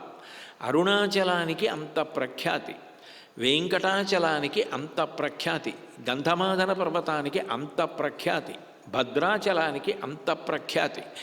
ప్రతి కొండ వెనక స్థల పురాణం ఉంటుంది. ప్రతి కొండ తపస్సు చేసి భగవంతుణ్ణి తన శిరస్సు మీద నిలబెట్టుకుంది. పర్వతాలకి అధిదేవతలు ఉన్నారు. అందుకే శంకరాచార్యులు వారు శివానంద లహరిలో అంటారు, నరత్వం దేవత్వం నగవన మృగత్వం వశకత పశుత్వం కీటత్వం భవతు విహగత్వాది జననం సదాత్పాదాబ్జ స్మరణ పరమానందలహరీ విహారాసక్తుం ఛేద్రోదయమిహ కింతేన వపుషా అంటారు. నన్ను పర్వతంగా పుట్టించినా పర్వాలేదు, నరుడిగా పుట్టి నీ పాదపద్మముల యందు భక్తి లేని జన్మ కన్నా నేను నరుడిగా పుట్టినా, పక్షిగా పుట్టినా, మృగంగా పుట్టినా, పర్వతంగా పుట్టినా నీ పాదపద్మముల యందు భక్తి ఉండేటట్టుగా నన్ను అనుగ్రహించు అంటారు. ఎన్ని పర్వతములో దివ్యమైనటువంటి శక్తిని పొంది ఉన్నటువంటి పర్వతములు. అటువంటి పర్వతాలలో ఆ చిత్రకూటం ఒకటి. దాని శిఖరం చూస్తున్నంతసేపు మనుష్యుల యొక్క మనస్సుల యందు పాపము చెయ్యాలన్న ఆలోచనే రాదు. కాబట్టి అంత గొప్ప చిత్రకూటం. ఆ చిత్రకూటానికి మీరు బయలుదేరి వెళ్ళి అక్కడ నివాసం చేయండి అని చెప్పి మరునాడు దగ్గరుండి సీతారామ లక్ష్మణుల్ని ఆ చిత్రకూటానికి వెళ్ళే దారిలో కొంత దూరం తీసుకెళ్ళి దారి చూపించాడు భరద్వాజుడు. రాముడు అంటాడు లక్ష్మణుడితో, మన జీవితానికి ఇది పెద్ద వరం. భరద్వాజుడు మన మీద ఇంత ప్రేమ చూపించడం, అంత మహర్షి బయలుదేరి వచ్చి దారి చూపించడం చాలు. మనకి అటువంటి మహాత్ముల యొక్క అనుగ్రహం ఉంటే అది అంగరక్ష అని లక్ష్మణుడితో అని బయలుదేరుతారు. బయలుదేరి కొంత దూరం వెళ్ళిన తర్వాత చీకటి పడిపోతే ఆ మర్రి చెట్టు కింద పడుకుని మరునాడు లేచి ఆ యమునా గంగమ సంగమం మీదుగా బయలుదేరి వెళ్ళారు. వెళుతూ ఉంటే అక్కడ ఆ భరద్వాజుడు చెప్పినప్పుడు ఆ చిత్రకూట పర్వతం దగ్గర ఉండే గొప్పతనం ఏమిటంటే తపస్సుకి కేంద్రం. మనసు అంత బాగా లయమైపోతుంది. ఎంత ఆశ్చర్యకరమైన విషయం చెప్పాడంటే, సాధారణంగా తీగలు అల్లుకుంటాయి, ఒంటికి పుట్టలు పెడతాయి. రామ చిత్రకూట పర్వతం మీద తపస్సు చేసేటటువంటి ఋషుల యొక్క శిరస్సులు ఎండిపోయి కపాలములైపోయాయి, కపాలములొక్కటే మిగిలిపోయాయి. అట్లా తపస్సు చేశారు. అటువంటి వారు నీకు ఆ చిత్రకూటం మీద కనపడతారు. వారి దర్శనం చాలు. కాబట్టి అక్కడికి వెళ్ళు అంటాడు. ఆ రాత్రికి ఆశ్రమంలో ఉండి మరునాడు బయలుదేరి ఆ చిత్రకూటానికి వెడుతుంటే భరద్వాజుడే వచ్చి దారి చూపించాడు. అక్కడ నువ్వు ఆ యమునా నదిని దాటవలసి ఉంటుంది. ఆ యమునా నదిని దాటేటప్పుడు రేవు కానీ నిన్ను దాటించడానికి పడవలు కానీ గుహుడులా ఎవ్వరు ఉండరు. కాబట్టి మీరే పడవని తయారు చేసుకొని ఆ పడవలో యమున దాటండి అన్నాడు. రామలక్ష్మణులు ఇద్దరూ కలిసి అక్కడ దగ్గరలో దొరికినటువంటి కర్రలు తీసుకొచ్చి ఒక తెప్ప తయారు చేశారు. సీతమ్మ కూర్చోవడానికి మెత్తగా ఉండేటటువంటి నేరేడు మొదలైన కొమ్మలు తీసుకొచ్చి ఆసనం తయారు చేసి దాని మీద సీతమ్మని కూర్చోపెట్టి 14 సంవత్సరముల అరణ్యవాసంలో సీతమ్మ పెట్టుకోవడానికి ఇచ్చినటువంటి నగలు, పట్టుపుట్టాలు, దశరథుడు ఇచ్చినవి ఏ ఉన్నాయో అవన్నీ పడవెక్కించి రామలక్ష్మణులు కూడా ఎక్కి ఆ పడవ సహాయంతో యమునా నదిని దాటారు. దాటుతున్నప్పుడు సీతమ్మ మళ్ళీ యమునకి నమస్కారం చేసి మొక్కుకుంది. నేను ఈ విషయాలు ప్రత్యేకంగా దేనికి ప్రస్తావన చేస్తున్నానంటే, నదులకు అధిష్టాన దేవతలు ఉంటాయి అనడానికి ఇవన్నీ ప్రత్యక్షమైన ఉదాహరణలు. మీలో పెద్దవాళ్ళకి కొంతమందికి తెలుస్తుంది. పాపిడి కొండలు అని ఉంటాయి. భద్రాచలం వెళ్ళేటప్పుడు పాపి కొండలు ఉంటారు. పాపి కొండలు కాదు, వాటి పేరు పాపిడి కొండలు. ఆ జుత్తు దువ్వుకునేటప్పుడు పాపట తీసి జుత్తుని అటు ఇటు ఎలా తీస్తారో, గోదావరిలో పాపిడి కొండలు అంటే గోదావరి ప్రవాహాన్ని రెండుగా చీలేటట్టు చేస్తాయి. అక్కడికి వెళ్ళేటప్పటికి పడవలు నదిలోంచి బొబ్బలు వినపడేవి, పెద్ద పెద్ద బొబ్బలు. హడిలిపోయేవారు, ఏమిటి బొబ్బలు ఎవరివని. ఒకప్పుడు ఆ పెడుతున్నది ఎవరు అని పెద్ద పెద్ద వలలు వేసి తీశారు. బొబ్బల నరసింహస్వామి నరసింహస్వామి ఆ నదిలో ఉన్నారు. ఆయన ఇప్పటికీ భద్రాచలంలో రామచంద్రమూర్తి క్షేత్రం పక్కనే ప్రతిష్ఠ అయి ఉన్నారు. నదులలో దేవతలు వాసం చేయడం, నదులు పలకడం, ఇవన్నీ కూడా జరిగినటువంటి సందర్భాలు ఎన్నో. మీరు భద్రాచలంలో అంబసత్రం, అక్కడ ఉన్నటువంటి మహానుభావుల యొక్క కథలు వింటే గోదావరి ఎన్ని మాటలు పలికిందో అర్థమవుతుంది. కాబట్టి ఆవిడ యమునా నదికి మొక్కుకుంది. నేను తిరిగి వచ్చిన తరువాత నీకు 100 కళ్ళు కుండలు ఇస్తాను, 1000 గోవులను ఇస్తానని మొక్కుకుని నమస్కారం చేసింది. ఆ తర్వాత వాళ్ళు నడిచి వెడుతుంటే శ్యామము అని ఒక వటవృక్షం కనపడింది. భరద్వాజుడు ఆ వృక్షం గురించి చాలా గొప్పగా చెప్తాడు. చెప్పి సీతమ్మని ఆ చెట్టుకి నమస్కారం చేయమను అని చెప్పాడు భరద్వాజుడు. ఈ దేశంలో చెట్లకి పూజే, పుట్టలకి పూజే అంటారు. నమో వృక్షేభ్యో హరికేశాయోపవీతినే పుష్టానాం పతయే నమో నమో అంటుంది ఎదుర్వేదం. అట్లాగా ఆ చెట్టు, అంత పెద్ద పెద్ద చెట్లు, దేవతావృక్షాలు అంత గొప్పగా ఉంటాయి. ఇప్పటికీ నైమిషారణ్యంలో ఉంటుంది ఒక చెట్టు, ఇట్లాంటిదే మర్రి చెట్టు ఒకటి ఉంటుంది. ఆ మర్రి చెట్టుకి ప్రదక్షిణం చేయడానికి చాలా సమయం పడుతుంది. నాతో పాటు నైమిషారణ్యం వచ్చిన వాళ్ళు ఇక్కడ ఉంటే వాళ్ళందరికీ జ్ఞాపకం ఉండి ఉంటుంది.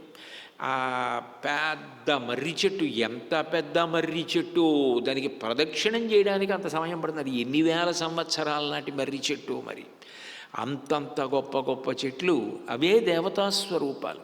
భరద్వాజుడంతటి వాడు కీర్తించాడు, పర్వత శిఖరముల మీద నదీ తీరాల్లో ఎలా తపస్సు చేస్తారో ఆ వటవృక్ష ఛాయలో తపస్సు చేస్తూ ఉంటారా ఋషులంత గొప్పదా చెట్టు అని చెప్పాడు. నమస్తేస్తు మహావృక్ష పారయేన్మే పతివ్రతం కౌసల్యాం చైవ పశ్యేయం సుమిత్రాంచ యశస్వినీం ఇది సీతాంజలిం కృత్వా పర్యగచ్చత్ వనస్పతిం. భరద్వాజ మహర్షి చెప్పినట్టే సీతమ్మ ఆ మర్రి చెట్టుకి ప్రదక్షిణం చేసి, ఓ వృక్షరాజమా నీకు నమస్కరిస్తున్నాను, మా భర్తగారైనటువంటి రామచంద్రమూర్తి ఏ విధమైన ప్రతిబంధకం లేకుండా 14 సంవత్సరముల అరణ్యవాసాన్ని పూర్తి చేసుకుని తిరిగి మేము క్షేమంగా వెళ్ళేటట్టుగా మమ్ములను అనుగ్రహించు అని. ఇది సీతాంజలిం కృత్వా పర్యగచ్చత్ వనస్పతిం. అట్లా ప్రదక్షిణం చేసి నమస్కారం చేసి అడిగింది. కొన్నింటికి శాస్త్రీయమైన జవాబులు ఉంటాయా అంటే ఉండవు. ఆశ్చర్యంగా ఉంటుంది. దీనికి వెళ్ళినప్పుడు నైమిషారణ్యం వెళ్ళినప్పుడు నైమిషారణ్యానికి కొంత దూరం వెళ్ళిపోయిన తర్వాత గోమతీ నది ప్రవాహంతో ఒక తీర్థం ఉంటుంది. నాతో వచ్చిన వాళ్ళందరూ కూడా అది ప్రత్యక్షంగా అనుభవించిందే. ఆ రోజుల్లో శ్రీ వెంకటేశ్వర భక్తి ఛానల్ వాళ్ళు దాన్ని రికార్డ్ చేశారు కూడా. దాని గురించి నేను ఒక విచిత్రమైన విషయం విని అసలు చూద్దామని వెళ్ళాను. అక్కడికి వెళ్ళి మనం 4 కమలాఫలాలు అందులో వేసి నమస్కారం చేశామనుకోండి, 2 పళ్ళు బయటికి వస్తాయి. మీరు 6 వేసి నమస్కారం చేశారనుకోండి, 3 పళ్ళు బయటికి వస్తాయి. మీరు 8 వేశారనుకోండి, 4 వస్తాయి. మీరు 1 వేశారనుకోండి, ఏమీ రావు. మీరు ఎన్ని వేస్తే అందులో సగమే పైకి వస్తాయి, మిగిలిన సగం ఏమవుతాయి తెలీదు. లోపల చేయి పెట్టినా ఇంకా కనపడవు. అంత ఆశ్చర్యకరమైన తీర్థం. వాటికి మరి ఏమిటి శాస్త్రీయమైన జవాబులు అంటే నాకు తెలియదు.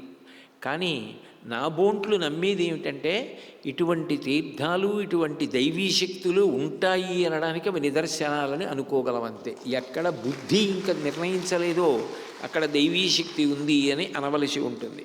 కాబట్టి సీతమ్మ నమస్కారం చేసింది. రాముడు అన్నాడు, మనం బయలుదేరి నడిచేటప్పుడు నేను ముందు నడుస్తాను, మధ్యలో సీతమ్మ నడుస్తుంది, వెనక లక్ష్మణస్వామి నడుస్తాడు. ఇట్లా మనం బయలుదేరదామని ముగ్గురు కలిసి నడిచి వెడుతున్నప్పుడు ఆ చిత్రకూట పర్వతం మీద ఎక్కడ చూసినా అరవిరిసినటువంటి పువ్వులు చెట్లకి. ఎన్ని పళ్ళు కాసి తినేవాళ్ళు లేక ఆ పళ్ళు రాలిపోయి నేల మీద పడిపోయి ఉన్నాయి. పెద్ద పెద్ద తేనె పట్లలోంచి తేనె కారుతోంది. భరద్వాజుడు అక్కడ మీకు కందమూలాలకి తేనెకి లోటు ఉండదన్నాడు. అక్కడ నుంచి బయలుదేరి వాళ్ళు అలా నడిచి వెడుతూ వాల్మీకి మహర్షి ఆశ్రమం కనపడితే వెళ్ళి వాల్మీకి మహర్షికి నమస్కారం చేసి అక్కడ పర్ణశాల నిర్మించుకోవాలి అన్న ఆలోచనతో రాముడు అన్నాడు, ఈ చిత్రకూట పర్వతం ఎంతో శోభస్కరంగా ఉంది, ఎంత అందంగా ఉందో, ప్రకృతి అందాలకి ఆటపట్టు, మనకి కందమూలాలకి తేనెకి లోటు లేదు, పూజకి పువ్వులకి లోటు లేదు, మంచి శుద్ధమైన ఉదకం అన్ని చోట్ల సెలయేర్లు ప్రవహిస్తున్నాయి. కాబట్టి మనం ఇక్కడ ఒక పర్ణశాలని నిర్మించుకుందాం, చక్కటి పర్ణశాలని లక్ష్మణ నిర్మించు అన్నాడు. ఆయన వెంటనే అక్కడ దొరికినటువంటి కర్రలు కలప తీసుకొచ్చి ఒక గొప్ప పర్ణశాలని నిర్మించాడు. కర్తవ్యం వాస్తుశమనం సౌమిత్రే చిరజీవి అంటాడు రాముడు. కొత్తగా ఒక ఇల్లు కట్టుకున్న తర్వాత ఆ ఇంటిలో నివసించేవాడెవరు? యజమాని. ఆ యజమాని చాలా కాలం ఆ ఇంట్లో సుఖజీవనం చెయ్యాలి, దీర్ఘాయుష్మంతుడు కావాలి అంటే వాస్తు పూజ చెయ్యాలి అన్నాడు రాముడు చెప్పిన మాట. కాబట్టి వాస్తు పూజ చెయ్యాలి, హోమం చెయ్యాలని యజుర్వేద వినీతశ్చ వేద విద్భి సుపూజిత ధనుర్వేదే చ వేదేషు వేదాంగేషు చ నిష్ఠిత అంటారు రాముడి గురించి. రాముడు యజుర్వేదం బాగా తెలుసున్నవాడు. యజ్ అంటే ఆరాధన, దేవతల్ని ఆరాధించడం. ఎక్కడెక్కడ ఎట్లా వేదికలు పెట్టాలి, ఎక్కడ హోమకుండం పెట్టాలి, ఎక్కడ నిత్యాగ్నిహోత్రం చేసుకోవడానికి అగ్ని సంరక్షణకి గది ఉండాలి, ఎక్కడ పడుకోవడానికి అవకాశం ఉండాలి, ఇవన్నీ కూడా ఏర్పాటు చేసి వాస్తు పూజ చేసి హోమాన్ని నిర్వహించారు. దానికి లక్ష్మణస్వామి కావలసిన పదార్థాలన్నీ కూడా తీసుకొచ్చారు. సంతోషంగా చిత్రకూట పర్వతం మీద సీతారామ లక్ష్మణులు నివాసం ఉంటున్నారు. అట్లా ఉంటున్నటువంటి సమయంలో సుమంత్రుడు బయలుదేరి అయోధ్యానగరాన్ని చేరుకున్నాడు. ఇక్కడ గుహుడి దగ్గర బయలుదేరిపోయాడు కదూ. గుహుడు మాత్రం గంగానదీ తీరంలోనే ఉండి అసలు సీతారామ లక్ష్మణులు ఎక్కడ దాకా వెళ్ళారు, ఏ ప్రాంతాన్ని దాటారు అన్న విషయాన్ని ఎప్పటికప్పుడు కనుక్కుంటూనే ఉన్నాడు. అంటే గుహుడికున్న ప్రేమ అటువంటిది. రాముడు ఎక్కడికి చేరుకున్నాడు, భద్రమైన ప్రదేశంలో ఉన్నాడా అన్నది తెలుసుకుంటూనే ఉన్నాడు వచ్చే బాటసారుల ద్వారా. భరద్వాజాశ్రమానికి వెళ్ళాడని, భరద్వాజుడు చిత్రకూట పర్వతం మీద ఉండమన్నాడని, ఆ చిత్రకూట పర్వతం మీద నివాసం ఏర్పాటు చేసుకోవడానికి సీతారామ లక్ష్మణులు బయలుదేరి వెళ్ళారని తెలుసుకుని గుహుడు సంతోషించాడు. సుమంత్రుడు మాత్రం శ్రీరామాజ్ఞ ప్రకారం గుహుడు పడవలో రామలక్ష్మణ సీతమ్మల్ని గంగ దాటించిన తరువాత తాను రథంలో తిరిగి అయోధ్యానగరానికి వెళ్ళిపోయాడు. వెళ్ళిపోయిన తర్వాత ప్రజలు ఆ రాముడి యొక్క రథాన్ని చూశారు. అందులో సీతమ్మ లేదు, రాముడు లేడు, లక్ష్మణుడు లేడు, కేవలం సుమంత్రుడు మాత్రమే రథాన్ని తోలుకుంటూ వస్తున్నాడు. వాళ్ళందరూ ఒక్కసారి మళ్ళీ వాళ్ళు జ్ఞాపకానికి వచ్చి పెద్దగా శోకించారు. ఆ శోకించడంలో వాళ్ళ మీద ప్రేమని వ్యక్తం చేస్తారు. కానీ మహర్షి గొప్పతనం రచనలో ఎక్కడుంటుందంటే, ఒక వ్యక్తి నడవడిని, ఆయన జీవన విధానాన్ని చెప్పడం ద్వారా ఆ వ్యక్తి ఎటువంటి వాడన్నది చెప్తుంటారు మహర్షి. ప్రజలు రాముడి కోసం ఏడుస్తున్నప్పుడు వాళ్ళన్న మాట ఏమిటంటే, దాన యజ్ఞ వివాహేషు సమాజేషు మహత్సుచ ద్రక్ష్యామః పునర్జాతు ధార్మికం రామమంతరా. రాముడు పూర్వం ఖచ్చితంగా ఇక్కడ కనపడతాడు అని ఒక నమ్మకం ఉండేది.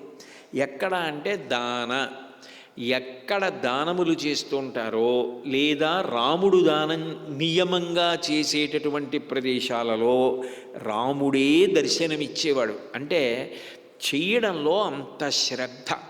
మనకి స్నాతక పాఠం అని ఉంటుంది. ఆ బ్రహ్మచారి వివాహం చేసుకొని గృహస్థుగా జీవితాన్ని ప్రారంభం చేసే ముందు గురువుగారు వచ్చి చెప్తారు, శ్రియా దేయం, భియా దేయం, శ్రద్ధయా దేయం, అశ్రద్ధయా అదేయం. ఇచ్చేటప్పుడు శ్రద్ధగా ఇయ్యి, నేను కాబట్టి ఇంత ఇస్తున్నానని ఇవ్వకు, చాలా సిగ్గుపడుతూ ఇయ్యి. ఇంతటి మహానుభావుడికి నేను ఇంతకన్నా ఏమీ ఇవ్వలేకపోతున్నానని నువ్వు లజ్జ వహించి ఇయ్యి. ఇచ్చేటప్పుడు నేను అభ్యున్నతిని పొందుతున్నాను ఇవాళ ఇది చేసి అన్న భావనతో ఇయ్యి. ఏష ఆదేశ ఏష ఉపదేశ, ఇది ఆదేశం అనుకో, ఉపదేశం అనుకో. నువ్వు ఇట్లా ఇవ్వాలి తప్ప అహంకృతితో ఇవ్వవద్దు. నీకు ఎంత ఉందో దానికి తగినట్టు ఇయ్యి, వంచన చేసుకుని దానం చేయకు. రాముడు చేస్తే అంత గొప్పగా చేస్తాట, అంత శ్రద్ధతో చేస్తాడు. అందుకని రాముడు దానము చేసే మంటపానికి వెళ్ళేవారు. అట్లాగే దానములు అలా జరుగుతున్నాయంటే ఎవరైనా అట్లా చేస్తారంటే అక్కడికి రాముడు వచ్చేవాడు. అంటే అది ఆయన సంస్కృతిని నిలబెట్టడానికి చేసిన ప్రయత్నం. అట్లా ప్రోత్సహించేవాడు. యజ్ఞ, ఎక్కడైనా గొప్ప యజ్ఞం జరుగుతోందనుకోండి, ఏ పూర్ణాహుతి రోజునో రాముడు తప్పకుండా వచ్చి కూర్చుని యజ్ఞ వేదికి ప్రదక్షిణం చేసి నమస్కారం చేసి వెళ్ళేవాడు. వివాహేషు, ఎక్కడైనా వివాహం జరుగుతోంది అని పత్రిక ఇచ్చారనుకోండి, తప్పకుండా రాముడి వివాహ మంటపానికి వెళ్ళి ఆశీర్వచనం చేసి వెళ్ళేవాడు. అంటే ప్రజలందరూ నా బిడ్డల్లాంటి వాళ్ళు అన్న బాంధవ్యంతో వాళ్ళింట్లో శుభంలో తాను పాలు పంచుకునేవాడు. అందుకని ప్రజలకి ఆయన అంటే అంత ప్రీతి.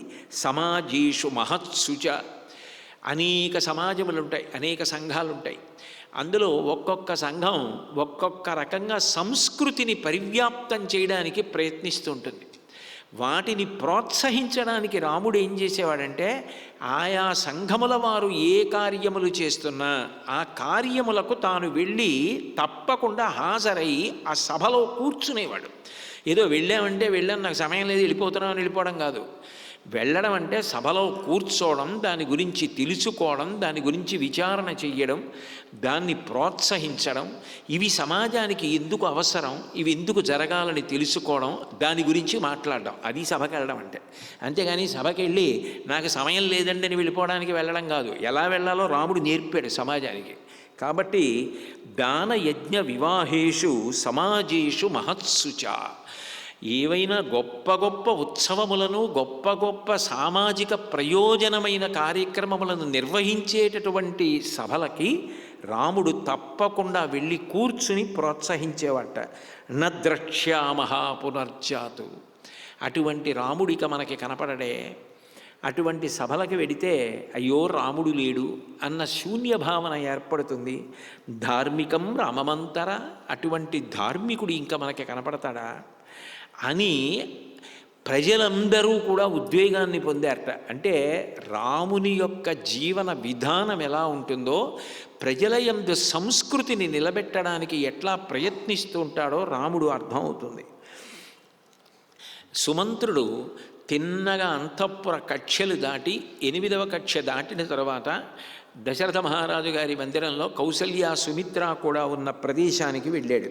వెళ్ళిన తర్వాత కౌసల్య దశరథుడు దూరం నుంచే సుమంత్రుణ్ణి చూశారు. ఆ సుమంత్రుణ్ణి చూడగానే సీతారామ లక్ష్మణులు అరణ్యవాసానికి వెళ్ళిపోయారు అని గ్రహించినటువంటి దశరథ మహారాజు గారు అది తట్టుకోలేక ఆ భావనకి వెంటనే స్పృహ తప్పి పడిపోయాడు. ఆ పడిపోయినటువంటి వాణ్ణి కౌసల్య సుమిత్ర కలిపి లేపి ఆసనం మీద కూర్చోబెట్టారు. నిజంగా దశరథుడి గురించి ఆలోచిస్తే చాలా జాలే వేస్తుంది. గత 10 రోజులుగా వేదిక మీదకి వస్తున్నాను, ఉపన్యాసం చెప్తున్నాను, వెడుతున్నాను, కానీ ఇవాళ నాకు అక్కడ కూర్చుంటే ఆ రాముణ్ణి అలా పట్టుకుని అంత పెద్ద పెద్ద కళ్ళతో ఆనందపడిపోతున్న దశరథుణ్ణి చూస్తుంటే ఇవాళ అయ్య పిచ్చి దశరథుడా, రాముడి కోసం ఎంత ఆక్రోశించాడు, ఎన్ని మాటలు మూర్ఛపడిపోయాడు, ఎన్ని మాటలు నేలపడ్డాడు, భార్యలకి నమస్కారం చేశాడు, పాదాల మీద తల పెడతానన్నాడు, కొడుకు కోసం ఎంత వెంపర్లాడా అనిపించింది నాకు. అందుకని ఆయన పాపం అసలు సుమంత్రుణ్ణి చూడగానే మూర్ఛపోయాడు.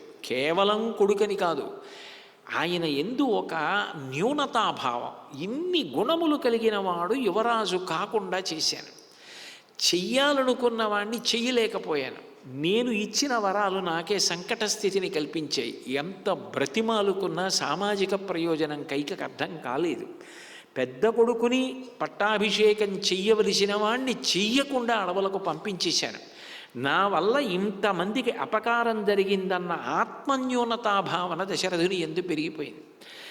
నేను నా భార్యకి ఇచ్చిన వరాలకి నా కొడుకు అరణ్యవాసం చేస్తున్నాడు సుఖపడవలసిన వయసులో, ఇక్కడ నేను ఉండి ఇంక ఏమి అన్నం తిన్ను, ఏం పడుకోను, ఈ భావన ఆయన్ని కాల్చేస్తోంది.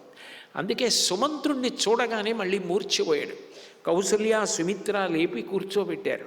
కూర్చోబెట్టడం అంటే కూర్చోబెట్టారు, కానీ కౌసల్య కూడా కఠినంగానే మాట్లాడింది.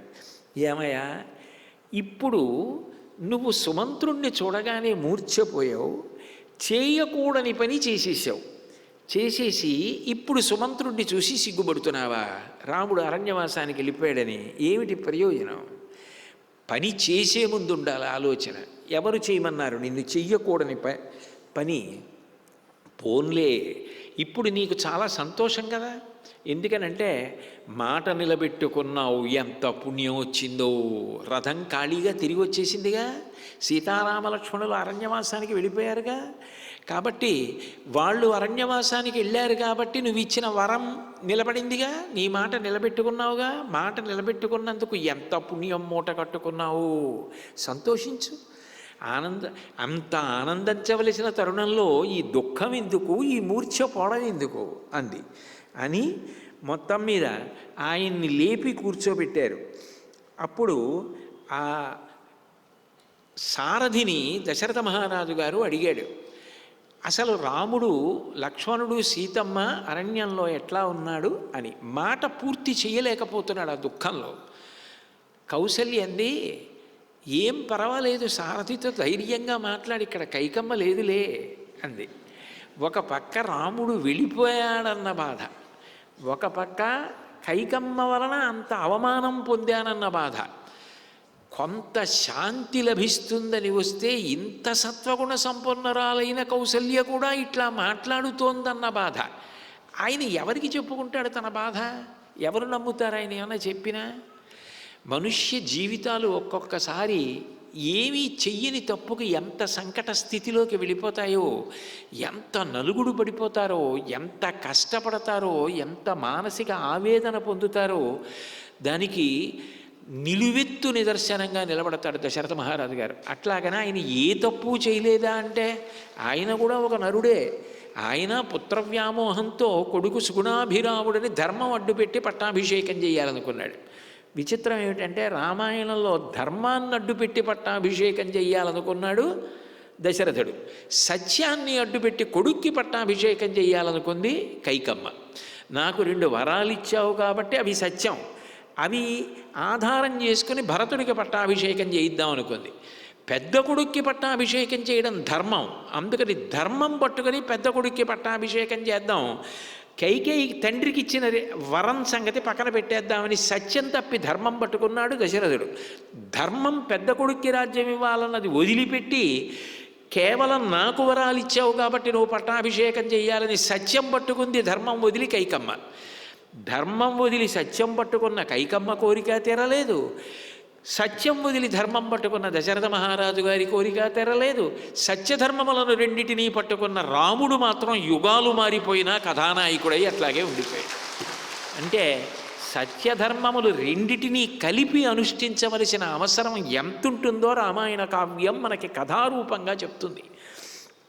కాబట్టి ఇప్పుడు ఆ దశరథుడు ఆ సీతారాముల గురించి ప్రశ్నించి, నేను రాముణ్ణి చూడకుండా ఉండలేను, ఉన్నా బ్రతకలేను, ఎక్కువ కాలం ఉండను, కాబట్టి నన్ను రాముడి దగ్గరికైనా తీసుకెళ్ళు, ఎక్కడున్నాడో నీకు తెలుసు కాబట్టి, లేదా నేను ప్రభువుగా నిన్ను ఆజ్ఞాపిస్తున్నాను, నువ్వు వెళ్ళి రాముణ్ణి తీసుకురా, రాముణ్ణి తీసుకొచ్చినా రాముణ్ణి చూసి బతుకుతాను, రాముడి దగ్గరికి తీసుకెళ్ళినా బ్రతుకుతాను, ఈ రెండూ జరగకపోతే నేను బ్రతికే అవకాశం లేదన్నాడు. అప్పుడు సుమంత్రుడు కౌసల్య ప్రశ్న వేస్తే ఆ కౌసల్యతో చెప్పాడు, అమ్మ బెంగ పెట్టుకోవడానికి అవసరం లేని రీతిలో సుఖంగా జీవనాన్ని చేస్తున్నారు సీతారామ లక్ష్మణులని. రాముడు ఏ సందేశాన్ని దశరథ మహారాజు గారికి చెప్పమని చెప్పాడో అదే సందేశాన్ని యథాతథంగా దశరథ మహారాజు గారికి చెప్పాడు. కౌసల్య విషయంలో మాత్రం ఆమె ఎక్కువ బాధకి లోనైపోతే దశరథుణ్ణి దిప్పి పొడిస్తే ఇంకా ఇంకా బాధకి లోనైపోతాడని సీతమ్మ ఏదో చెప్పింది కానమ్మా నాకు సరిగ్గా జ్ఞాపకం లేదన్నాడు. ఎందుకంటే ఏవో అక్కర్లేని విషయాలన్నీ యథాతథంగా చెప్పేసి ఇంతమంది మనసుని బాధ పెట్టడం ఎందుకని. సీతమ్మ విషయంలో గుచ్చి గుచ్చి అడుగుతుంది కౌసల్య. నిజంగా కోడల మీద అత్తగారి ప్రేమ చూస్తే ఆశ్చర్యంగా ఉంటుంది. అడిగితే సుమంత్రుడన్నాడు, బాలేవ రమతే సీత బాలచంద్ర నిభానన రామ రామే హ్యదీనాత్మ విజనేపి వనేసతి. అమ్మ కౌసల్య, నాకు సీతమ్మని చూస్తే ఆశ్చర్యం అనిపించింది. అసలు ఈ సీతమ్మ ఇప్పుడే అరణ్యవాసానికి వెళ్ళిందా, లేకపోతే ఇతపూర్వం కూడా అనేక మాటలు అరణ్యవాసం చేసిందా? అన్నంత తేలికగా హేళగా రాముడితో కలిసి సంతోషంగా గడుపుతోంది. బాలేవ రమతే సీత, పక్కన తల్లో తండ్రో పెద్దవాళ్ళు ఉంటే చిన్నపిల్లలు చూడండి అలా ఆడుకుంటూ ఉంటారు, ఆడుకుంటూ సంతోషంగా ఒకసారి వెనక్కి తిరిగి వాళ్ళు అక్కడే ఉన్నారా లేదా అని చూస్తూ ఉంటారు. ఉద్యానవనాలకు వెళ్ళినప్పుడు ఆ తండ్రో తల్లో అత్తో మావో అన్నో బావో ఎవరో పెద్దవాడు అక్కడ కూర్చున్నాడు అనుకోండి, పిల్ల ఆడేసుకుంటూ ఉంటుంది. ఆడుకుంటూ మధ్యలో ఒకసారి వెనక్కి తిరిగి చూస్తుంది, వాళ్ళు అక్కడే ఉన్నారనుకోండి మళ్ళీ ఆడుకుంటుంది, వాళ్ళు కనపడలేదనుకోండి పరిగెత్తుకు వచ్చేస్తుంది, బావురుమంటుంది. రాముడు పక్కనుండగా సీతమ్మ అరణ్యంలో ఒక బాల ఎలా ఆడుకుంటోందో అలా ఆడుకుంటోంది. బాలా త్రిపుర సుందరేగా. అందుకని బాలేవ రమతే సీత బాలచంద్ర నిభానన రామ రామే హ్యదీనాత్మ విజనేపి వనేసతి. ఆమె రాముడు పక్కనుండగా అంత సంతోషంగా ఉంది అని చెప్పి ఆమెను ఊరడించే ప్రయత్నం చేశాడు. అంటే కౌసల్య దశరథ మహారాజు గారిని ఉద్దేశించి మాట్లాడింది. చిన్నతనం నుంచి కూడా సుఖములకు అలవాటు పడ్డవాడు రాముడు. అటువంటి వాడు ఇప్పుడు వనంలో ఎంత కష్టపడుతున్నాడో, అన్నిటిని మించి సీత అయోనిజ, ఆమె ఎండకన్నెరుగని పిల్ల. మనమేదో సుఖపడతామనుకొని మన కొడుక్కిచ్చి జనక మహారాజు గారు వివాహం చేశాడు. ఇప్పుడు ఆ కోడలు అరణ్యవాసం చేస్తోంది, అన్ని కష్టాలు పడుతోందని తెలిసి జనకుడి గుండె ఎంత పగిలిపోతోందో. అటువంటి పిల్ల మన వలన అంత కష్టపడుతోంది, శీతోష్ణములను ఎట్లా భరిస్తోందో అరణ్యంలో. ఆమె ముక్కుపచ్చలారని పిల్ల. ఆ మృగములు భయంకరంగా అరుస్తుంటే అరణ్యంలో దానిని ఎట్లా సహించగలుగుతోందో. శ్రీరాముడు ఎప్పుడు తిరిగి వస్తాడో, ఎప్పుడు సీతమ్మని చూస్తానో, ఎప్పుడు రాముణ్ణి చూస్తానో, ఎప్పుడు లక్ష్మణుణ్ణి చూస్తానో అని ఆ కౌసల్య పరితపించిపోయి దశరథుణ్ణి ఉద్దేశించింది. శతాదృశ సింహవలో వృషభాక్షో నరర్షభ స్వయమేవ హతపిత్ర జలజేనాత్మనో యథా. చాలా గొప్ప రూపమున్నవాడు, సింహము వంటి పరాక్రమమున్నవాడు, ఎద్దుకి ఎటువంటి కన్నులుంటాయో అటువంటి కన్నులున్నవాడు, నిజంగా వృషభాక్షో, పెద్ద పెద్ద ఎద్దుల యొక్క కన్నులు చూస్తే ఎంత అందంగా ఉంటాయో. చాలా పెద్ద ఎద్దు, వెంకన్న అన్న పేరుతో మా కాకినాడ గోశాలలో ఉండేది. దాని కళ్ళు చెంపకి చారిడన్నట్టుగా ఇంతంత కళ్ళు, ఎంత వైభవంగా ఉండేదో. అట్లా ఆ వృషభాక్షో, ఎద్దు యొక్క కళ్ళు ఎలా ఉంటాయో అటువంటి వాడు నరర్షభ, నరులలోనే ఉత్తముడు. అయితేనే తండ్రి మింగేశాడు ఆ కొడుకుని. స్వయమేవ హతపిత్ర జలజేనాత్మనోయత. ఎంత అందమైన చేప పిల్లైనా పెద్ద చేప నీళ్లలో చిన్న చేపని మింగేసినట్టు తండ్రి వయ్యుండి దశరథ మహారాజా కొడుకుని మింగేశావు, కొడుకు కనపడకుండా చేసేశావు. ఎక్కడో అరణ్యములకు వెళ్ళిపోయాడు. 14 సంవత్సరముల తర్వాత తిరిగి వస్తాడో తెలియదు, రాడో తెలియదు. వచ్చిన భరతుడు రాజ్యం ఇస్తాడో తెలియదు, ఇవ్వడో తెలియదు. ఇచ్చిన ఒకరు భుజించిన ఆహారంలో శేషాన్ని ఉత్తములు గ్రహించనట్లు రాముడు స్వీకరిస్తాడో స్వీకరించడో తెలియదు. ఈ దేశం యొక్క విధివ్రాతని ఇంత వక్రంగా తిప్పేశావు. గతిరేకపతిర్నార్య ద్వితీయా గతిరాత్మజ తృతీయా జ్ఞాతయో రాజన్ చతుర్థీ నెహ విద్యతే. దశరథ మహారాజా, నీకు తెలియని విషయం కాదు. స్త్రీకి మొట్టమొదటి గతిపతి భర్తని అనుసరించి ఉంటుంది. భర్త కన్నా సంతోషకరం సుఖకరమైన వ్యక్తి భార్యకు ఉండడు. ఏ కారణం చేతనైనా ఆయన అండ జారిపోయినప్పుడు ద్వితీయా గతిరాత్మజ, కడుపున పుట్టిన కొడుకున్నాడే వాడు గతి, వాడి ఛాయ ఎందు సుఖాన్ని పొందుతుంది.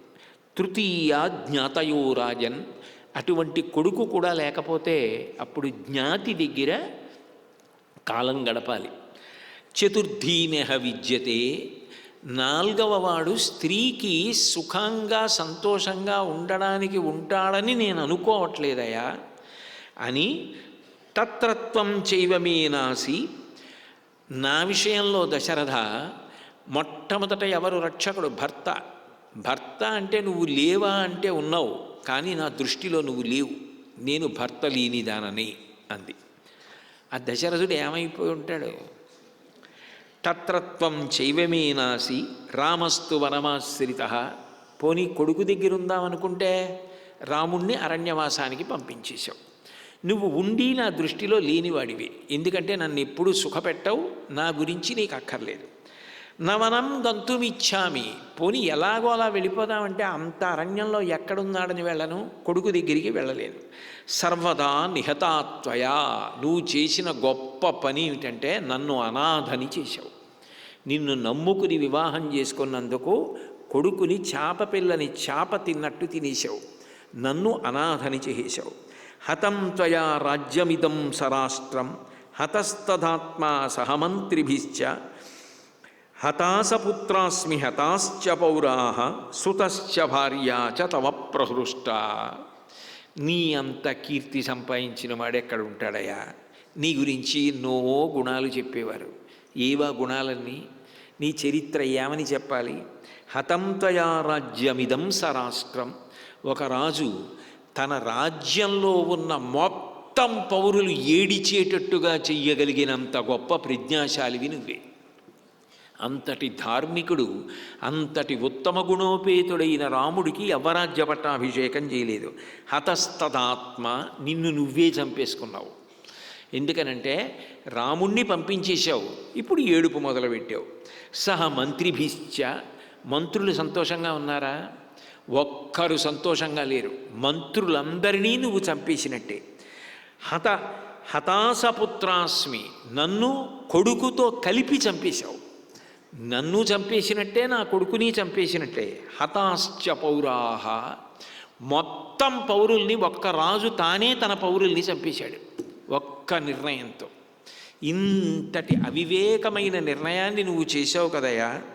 సుతశ్చ భార్యాచ తవ ప్రహృష్ట, ఎంతమంది పోతే నీకేమిట్లే, ఎంతమంది బాధపడితే నీకేమిట్లే, నువ్వు సంతోషంగా ఉన్నావు, నీ భార్య కైకమ్మ సంతోషంగా ఉంది.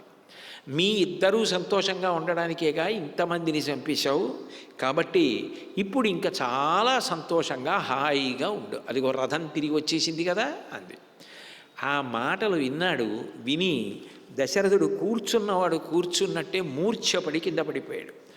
లేచి కౌసల్యతో మాట్లాడుతూ, దహ్యమానస్తు శోకాభ్యాం కౌసల్యా మహభూపతి వేపమానోంజలిం కృత్వా ప్రసాదార్థమవాన్ముఖ. గజ గజ గజ వణికిపోతున్నాడు బాధతోటి. వణికిపోతూ లోపల శోకం కాల్చేస్తుంటే, నేను ఒక మహారాజునన్న విషయం కూడా మరిచిపోయి తల వంచి 2 చేతులు జోడించి అంజలి ఘటించి, నన్ను అనుగ్రహించు కౌసల్య, నేను భర్తనైనా నిన్ను వేడుకుంటున్నాను, నాది తప్పే, కానీ నేను ఎందుకు చేశానో నీకు తెలుసు కదా, నన్ను మాటలతో చిత్రవధ చెయ్యొద్దని చెప్పి అంజలి ఘటించి తల ఉంచి కౌసల్యకి నమస్కరించి, ప్రసాదయే త్వాం కౌసల్యే రచితోయం మయాంజలి వత్సలా చానృశంసాచ త్వమ్హి నిత్యం పరేష్వపి. ఎవరో నీకు పరిచయం లేని వాళ్ళ మీద కూడా నువ్వు అంత ప్రేమ చూపిస్తావు కదా. అనృశంస, నీకు కోపం ఉండదు, క్రౌర్యం ఉండదని కదా చెప్పుకుంటారు. ప్రసాదయే త్వాం కౌసల్యే వత్సల, చాలా ప్రేమ కలిగినది కౌసల్య అని కదా చెప్తారు. ఎన్ని తప్పులు చేసినా నిన్ను ప్రార్థన చేస్తున్నాను, నా యందు ప్రేమగా ఉండి ఒక్క మాట మాట్లాడమని, నాతో అట్లా మాట్లాడవా కౌసల్య అని 2 చేతులు జోడించి నమస్కరించి అడిగాడు. సాత్వం ధర్మపరానిత్యం దృష్టలోక పరావర నార్హసి విప్రియం వక్తుం దుఃఖితాపి సుదుఃఖితం. నేను ఇలా ఎందుకు చేశానో నీకు తెలీదా? కొడుకుని చంపేశాను, నిన్ను చంపేశాను, నిన్ను అనాథని చేశానంటున్నావే. నిజంగా మిమ్మల్ని అందరినీ బాధ పెట్టాలని, కైకమ్మని సుఖపెట్టాలని, కైకమ్మ సుఖపెడితే నేను సుఖపడదామని చేశానా కౌసల్య? నీకు తెలియదా? ధర్మమన్న పాశానికి కదా కట్టుబడిపోయాను. 2 వరాలు ఎప్పుడో ఇచ్చాను, ఇప్పుడు ఆ 2 వరాలు అడిగి నన్ను సత్యపాశబద్ధుణ్ణి చేసింది. నేను ధర్మం తప్పలేక, సత్యం తప్పలేక 2 వరాలు ఇచ్చి కొడుకుని పంపించి ఎంత కాలిపోతున్నానో నీకు తెలీదా? మంచి చెడు తెలిసున్నదానివే. నువ్వు ఎంత దుఃఖంలో ఉన్నావో అంతకన్నా దుఃఖంలో నేనున్నాను కదా. అప్పుడు భార్యగా నువ్వు నన్ను ఓదార్చాలి కదా, ఒక్క అనునయ వాక్యం పలకాలి కదా, ఒక్కసారి మీద చెయ్యి వేసి పలకరించాలి కదా. పోగా ఇంత క్రూరంగా మాట్లాడతావా?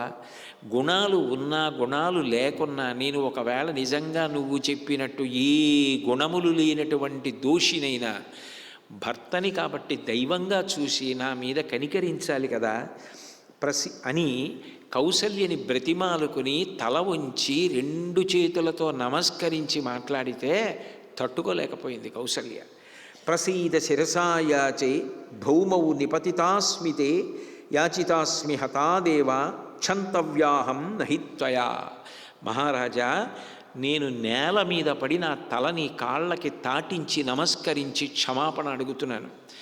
ఏనాడు భర్త అంజలి ఘటించి నమస్కరించి నన్ను అడిగాడో ఆనాడే నేను చంపబడ్డాను. ఇంత తప్పు చెయ్యకూడదు నేను. చాలా క్రౌర్యంతో మాట్లాడాను. అయితే ఇదంతా కూడా నా దుఃఖం వల్ల మాట్లాడాను, కానీ నిజంగా నీ యందు నాకు అటువంటి అభిప్రాయం లేదు. నేను అట్లా మాట్లాడినందుకు మనస్ఫూర్తిగా నన్ను క్షమించండి. నైషాహి శాస్త్రీ భవతి శ్లాఘనీయేన ధీమత ఉభయోర్లోకయోర్వీర పత్యయా సంప్రసాద్యతే. శ్లాఘనీయుడు, బుద్ధిమంతుడు, గుణములు కలిగినటువంటి వాడు అటువంటి భర్త ఎప్పుడైనా భార్యకి నమస్కరించి అంజలి ఘటించి కన్నీళ్లతో వణుకుతూ తల వంచి బ్రతిమాలవలసిన పరిస్థితే వస్తే ఆ స్త్రీకి ఇహపరాలు పోతాయి. అర్థం చేసుకుని అనువర్తించడానికి కదా ఇంత కష్టంలో మీరున్నారని గ్రహించి ప్రవర్తించవలసిన దానిని అట్లా కాకుండా క్రూరంగా మాట్లాడాను.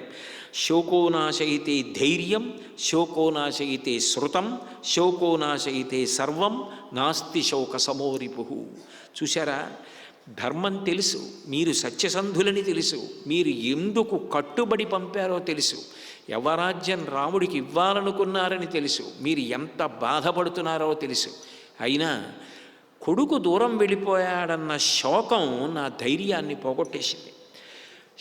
శోకో నాశయితే శృతం, నేను విన్నవి, నేను పొందిన జ్ఞానం శోకము చేత పోయింది.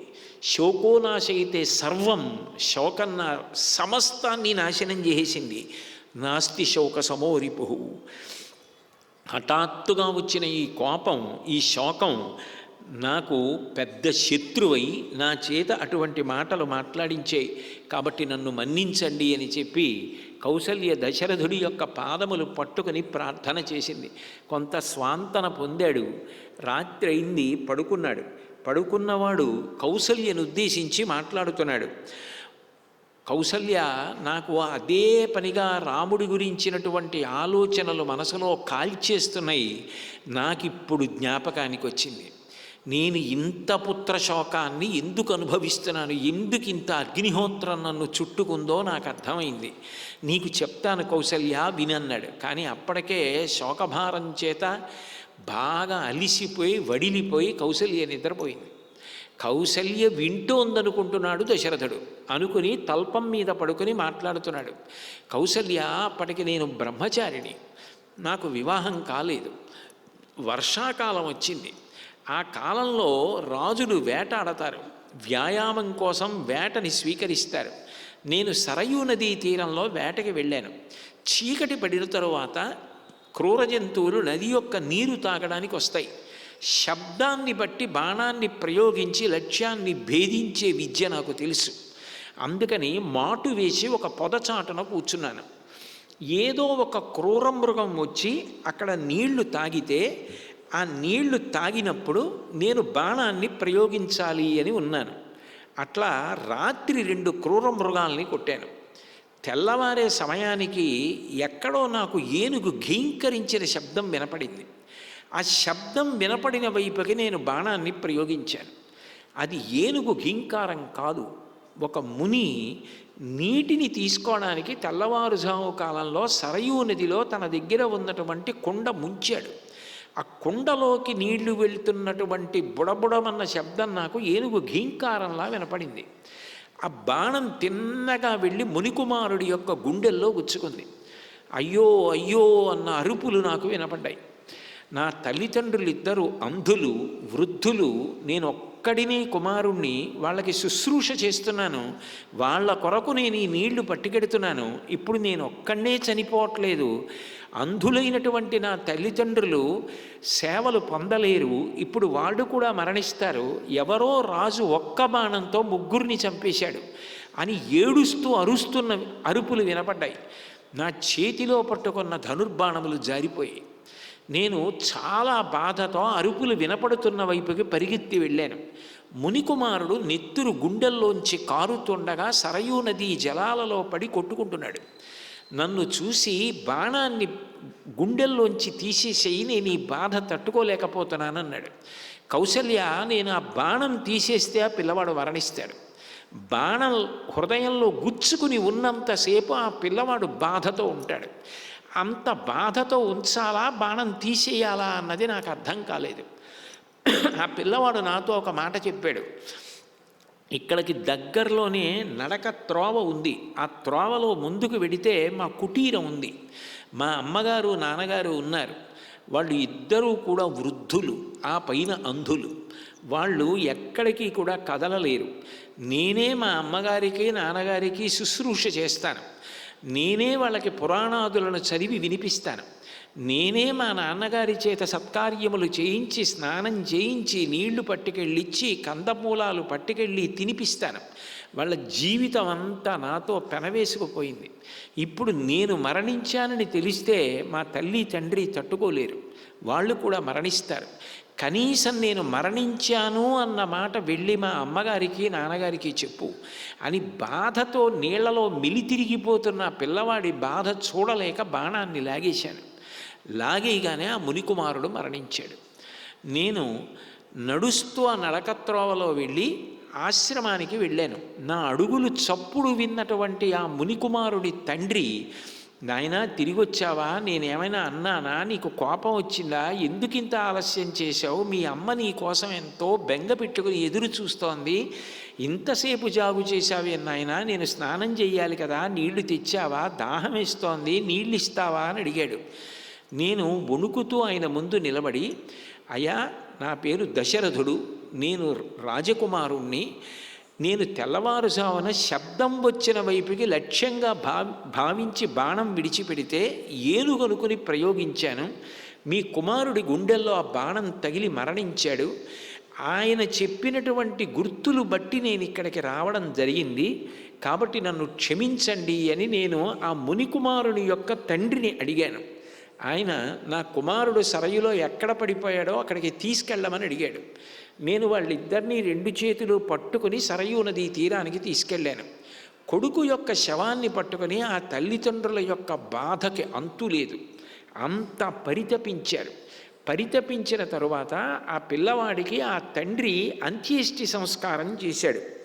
చేసినప్పుడు ఒక విచిత్రమైనటువంటి విషయం జరిగింది. ఆయన ఆ అంత్యేష్టి చేస్తున్నప్పుడు ఆ కుమారుడు ఆకాశంలో లేచి నిలబడ్డాడు. నిలబడి ఆ పిల్లవాడు తండ్రిని పలకరించి, తండ్రి మీరు నాకు ఇటువంటి ఉత్తమగతులు కలగాలని నేను పడిపోయిన తరువాత నా ప్రేతాన్ని పట్టుకుని ఆశీర్వచనం చేశారు. తండ్రి నువ్వు సగరుడు, శిబి, దిలీపుడు, జనమేజయుడు, నహుషుడు మొదలైన చక్రవర్తులు ఎటువంటి పదాన్ని పొందారో అటువంటి పదాన్ని అంధులం వృద్ధులమైన మాకు సేవ చేసిన కారణము చేత పొందెదువుగాక అన్నాడు. నేను మీ శుశ్రూష చేసినందుకు, తల్లిదండ్రుల పాదములకు సేవ చేసినందుకు ఉత్తమగతులకు వెళ్ళిపోతున్నాను, స్వర్గలోకానికి వెడుతున్నాను. స్థానమస్మి మహప్రాప్తో భవతోహ పరిచారణాత్ భవంతావిపిచ క్షిప్రం మమ మూలముపైష్యత. మీరు కూడా కొద్ది కాలం తర్వాత అమ్మా నాన్నగారు నేను ఏ స్వర్గలోకానికి వెళ్ళిపోతున్నానో అక్కడికి వచ్చేస్తారు. మీ పాద సేవ ఎంత గొప్పదో నాకు అర్థమైంది. తల్లిదండ్రుల పాదములు సేవించి శుశ్రూష చేసినందుకు అటువంటి స్థితిని నేను పొందుతున్నానని ఆ పిల్లవాడు వెళ్ళిపోయాడు. అప్పుడు ఆ ముని నా వంక తిరిగి ఒక మాట అన్నాడు, నిజానికి నువ్వు వచ్చి చెప్పకపోతే నీ తల అప్పుడే 1,00,000 ముక్కలైపోయి ఉండేది దశరథ. ఎందుకనంటే ఇద్యేతదశుభం కర్మ నత్వం మే కథయేహి స్వయం ఫలేన్మూర్ధా స్మతే రాజన్ సద్య శతసహస్రధ. ముని ప్రాణములు నువ్వు తీశావు, కావాలని మాత్రం నువ్వు చేయలేదు. కావాలని చెయ్యకుండా కేవలం అది ఒక క్రూర మృగం అనుకుని బాణం వేశావు. పిల్లవాడు చనిపోయాడు. కానీ నువ్వు వెళ్ళిపోకుండా పిల్లవాడి యొక్క మరణ వార్తని మాకు వచ్చి చెప్పావు. అట్లా చెప్పకపోయి ఉంటే నీకు తెలియక చంపావు కాబట్టి బ్రహ్మహత్యా దోషం వచ్చి ఉండేది కాదు. కానీ వృద్ధులైన మాకు కొడుకు మరణం గురించి చెప్పని దోషము చేత నీ తల విడిపోవడానికి ప్రయత్నించగానే పగిలిపోయి ఉండేది. అయినా కూడా నేను నీకొక్క మాట చెప్తాను చూడు, తెలియక అట్లా బాణం వేసి మునికుమారుణ్ణి చంపావు కాబట్టి నువ్వు బ్రతికిపోయావు. అజ్ఞానాధికృతం యస్మాదిదం తేనైవ జీవసి అపి యద్య కులం నస్యాత్తి ఇక్ష్వాకూణాం కుతో భవాన్. నిజంగా తెలియక బాణం వేయడం వల్ల నా కుమారుడు చనిపోయాడు కాబట్టి సరిపోయింది, కానీ తెలిసి నువ్వు కానీ మా అబ్బాయి మీద బాణం వేసి చంపి ఉంటే నీ తల పగిలిపోవడం కాదు, ఇక్ష్వాకు వంశం ఇక్కడతో అంతరించిపోయి ఉండేది. ఇక ఇక్ష్వాకు వంశానికి అసలు వారసులు లేకుండా అయిపోను. కానీ నీకు తెలియక బాణప్రయోగం చేశావు, దాని చేత నా కుమారుడు మరణించాడు. దీనివల్ల నీకు దోషం రాలేదు. మేము కూడా మా పుత్రుణ్ణి అనుసరించి వెళ్ళిపోతున్నాం. మేము వాణ్ణి విడిచిపెట్టి ఉండలేమని హాపుత్ర అని డస్సిపోయి అరిచి అరిచి అరిచి కింద పడి ఆ తల్లిదండ్రులు ఇద్దరూ కూడా శరీరం విడిచిపెట్టేయడానికి సిద్ధపడ్డారు. ఆ విడిచిపెట్టేసే ముందు పుత్రశోకంతో అరుస్తున్నటువంటి ఆ తండ్రి నా వంక చూసి ఒక మాట అన్నాడు. నువ్వు పుత్రవ్యసనజం దుఃఖ ఎదే తన్మమ సాంప్రతం ఏవం త్వం పుత్రశోకేన రాజన్ కాలం కరిష్యసి. నేను ఎట్లా అయితే పుత్రశోకంతో కొడకా కొడకా కొడకా అని అరిచి దాహంతో ఇద్దరం నేల మీద పడి ప్రాణాలు వదిలిపెట్టేస్తున్నామో, అట్లా నువ్వు కూడా కొడుకు కోసం పరితపించి పరితపించి పరితపించి హా పుత్ర అంటూ మరణించదవుగాక అని శపించాడు. నేను ఆ విషయాన్ని కాలంలో విస్మృతి పొందాను. నేను ఇప్పుడు రాముడి గురించి శోకాన్ని పొందగా నాకు అర్థమైంది. నేను చేసిన పాపము నన్ను కట్టి కుడిపింది. కౌసల్య, ఆ కారణం చేత నేను రాముణ్ణి విడిచి ఉండలేక హాపుత్ర అని ఏడుస్తున్నాను. నాకు కళ్ళల్లో రాముడే కనపడుతున్నాడు. 14 సంవత్సరముల తర్వాత రాముడు తను పెట్టుకున్న నియమాన్ని పూర్తి చేసుకొని తాను ధర్మవ్రతాన్ని పూర్తి చేసి నన్ను సత్యమునందు నిలబెట్టి తిరిగి వస్తాడు. ఎవరో పుణ్యాత్ములప్పుడు రాముణ్ణి చూస్తారు. అంతకాలము నేను రాముణ్ణి విడిచిపెట్టి ఉండలేను. అదిగో నా ఇంద్రియములకు శక్తి తగ్గిపోతోంది, నాకు వినపట్టలేదు. కౌసల్య, నాకు కళ్ళు తెరిచి చూసినా నువ్వు కనపట్టలేదు. నా ప్రాణములు ఉగ్గడింపబడుతున్నాయి. నా సమస్త శక్తులు బలహీనమైపోయి వెనక్కి వెళ్ళిపోతున్నాయి. నేను మృత్యువుని పొందుతున్నాను. కౌసల్య, ఒక్కసారి రా, నీ చెయ్యి ఒక్కసారి పట్టుకో, నన్ను పట్టుకో అని అరిచి ప్రాణములు విడిచిపెట్టేశాడు. కానీ కౌసల్య సుమిత్ర మాత్రం అప్పటికే పుత్రశోకంతో ఉన్నారేమో, ఆ రాముడు కనపడలేదన్న దుఃఖంతో ఉన్నారేమో, వాళ్ళు ఆ దుఃఖంతో బడలిపోయి నిద్రపోయి ఉన్నారు. అసలు దశరథుడిని చెప్పాడని కానీ, దశరథుడంత బాధపడ్డాడని కానీ, కౌసల్యని లేవమన్నాడని కానీ, కౌసల్యకి కానీ సుమిత్రకి కానీ వినపడనే లేదు. తెల్లవారింది, రాజు నిద్రపోతున్నాడు అనుకున్నారు. కౌసల్య సుమిత్ర కూడా నిద్రలోనే ఉన్నారు. వంది, మాగది, పాణివాదకులు మొదలైన వారందరూ వచ్చారు. వచ్చి ఆ రాజుని, రాజు వంశాన్ని అంతటినీ కీర్తించారు. అయినా కూడా రాజు కదలటం లేదు. రాజుకి స్నానం చేయించడానికి గంధోదకం మొదలైనవన్నీ కూడా తీసుకొచ్చి కొంచెం స్వతంత్రంగా దగ్గరికి వెళ్ళగలిగిన స్త్రీలు ఉన్నారు. వాళ్ళు వెళ్ళి పర్యంకాన్ని ఒకసారి ముట్టుకుని చూశారు. వాళ్ళకి ఎందుకో దశరథుడి వంక చూస్తే ప్రాణములు విడిచిపెట్టాడని అనుమానం వచ్చి గగ్గోలు పెట్టారు. కౌసల్య సుమిత్ర లేచారు. కౌసల్య భర్తగారి దగ్గరికి వెళ్ళి పట్టుకొని చూసింది. ఆయన కాలధర్మాన్ని చెందాడు అని తెలుసుకుంది. విపరీతమైన బాధ పొందింది. ఇక నేను దాన్ని వర్ణించక్కర్లేదు. అంతఃపురం అంతా శోక సముద్రంలో మునిగిపోయింది. పౌరులందరూ విశేషమైన దుఃఖాన్ని పొందారు. కైకమ్మ వచ్చింది, కైకమ్మని నింద చేశారు.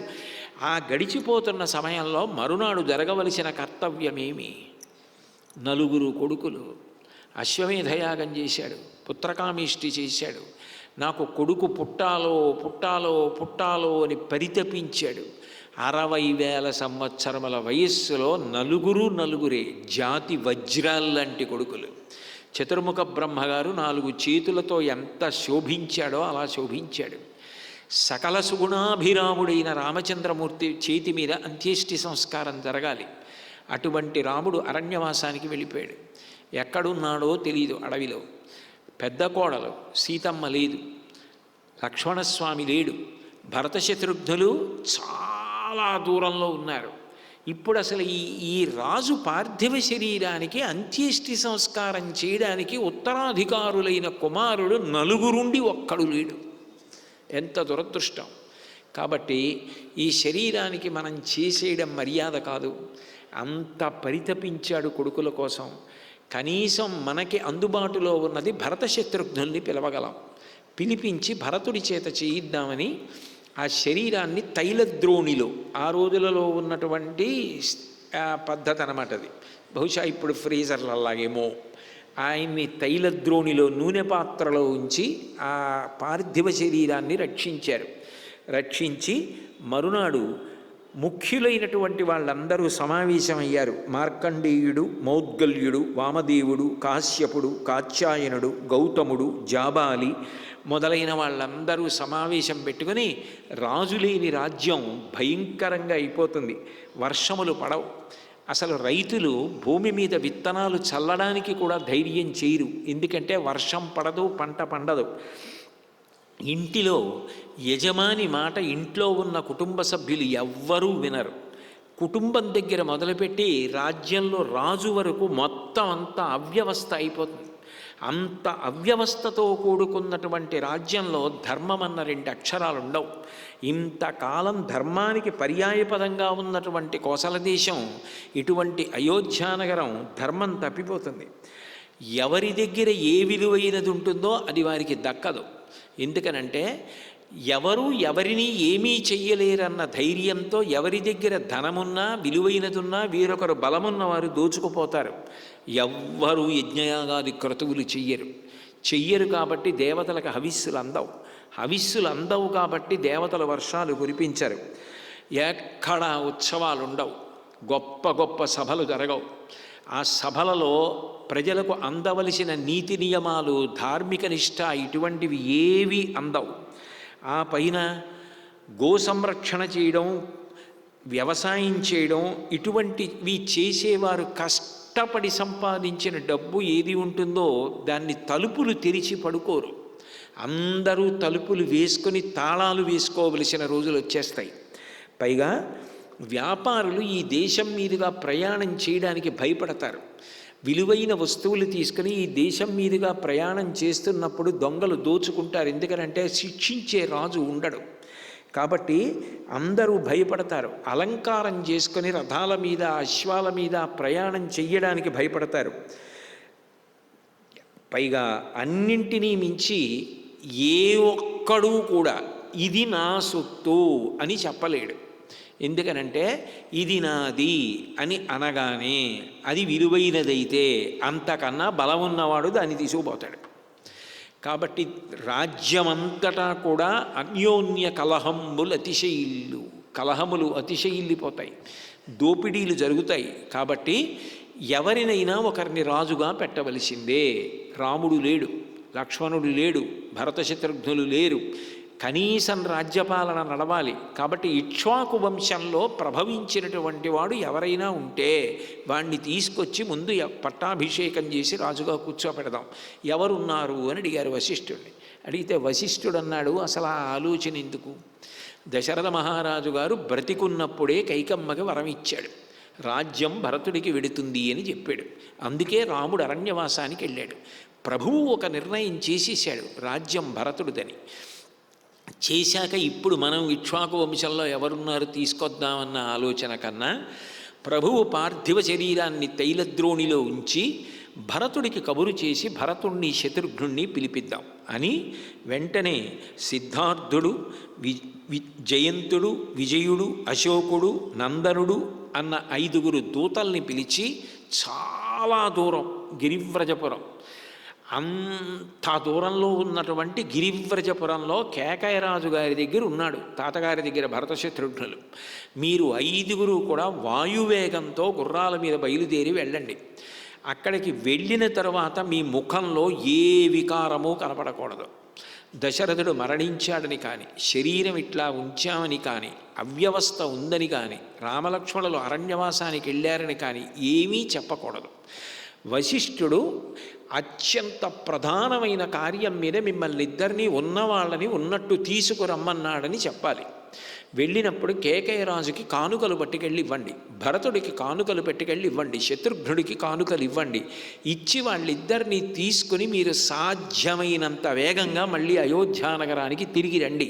తిరిగి వస్తే కనీసం ఉత్తరాధికారులు వారసులు వచ్చారు కాబట్టి రాజు ఎవరికి యవ్వరాజ్య పట్టాభిషేకం చెయ్యాలనుకున్నాడో ఆ భరతుడు రాజ్యానికి వస్తే కొంత చక్కదిద్దినటువంటి పరిస్థితి ఏర్పడుతుంది.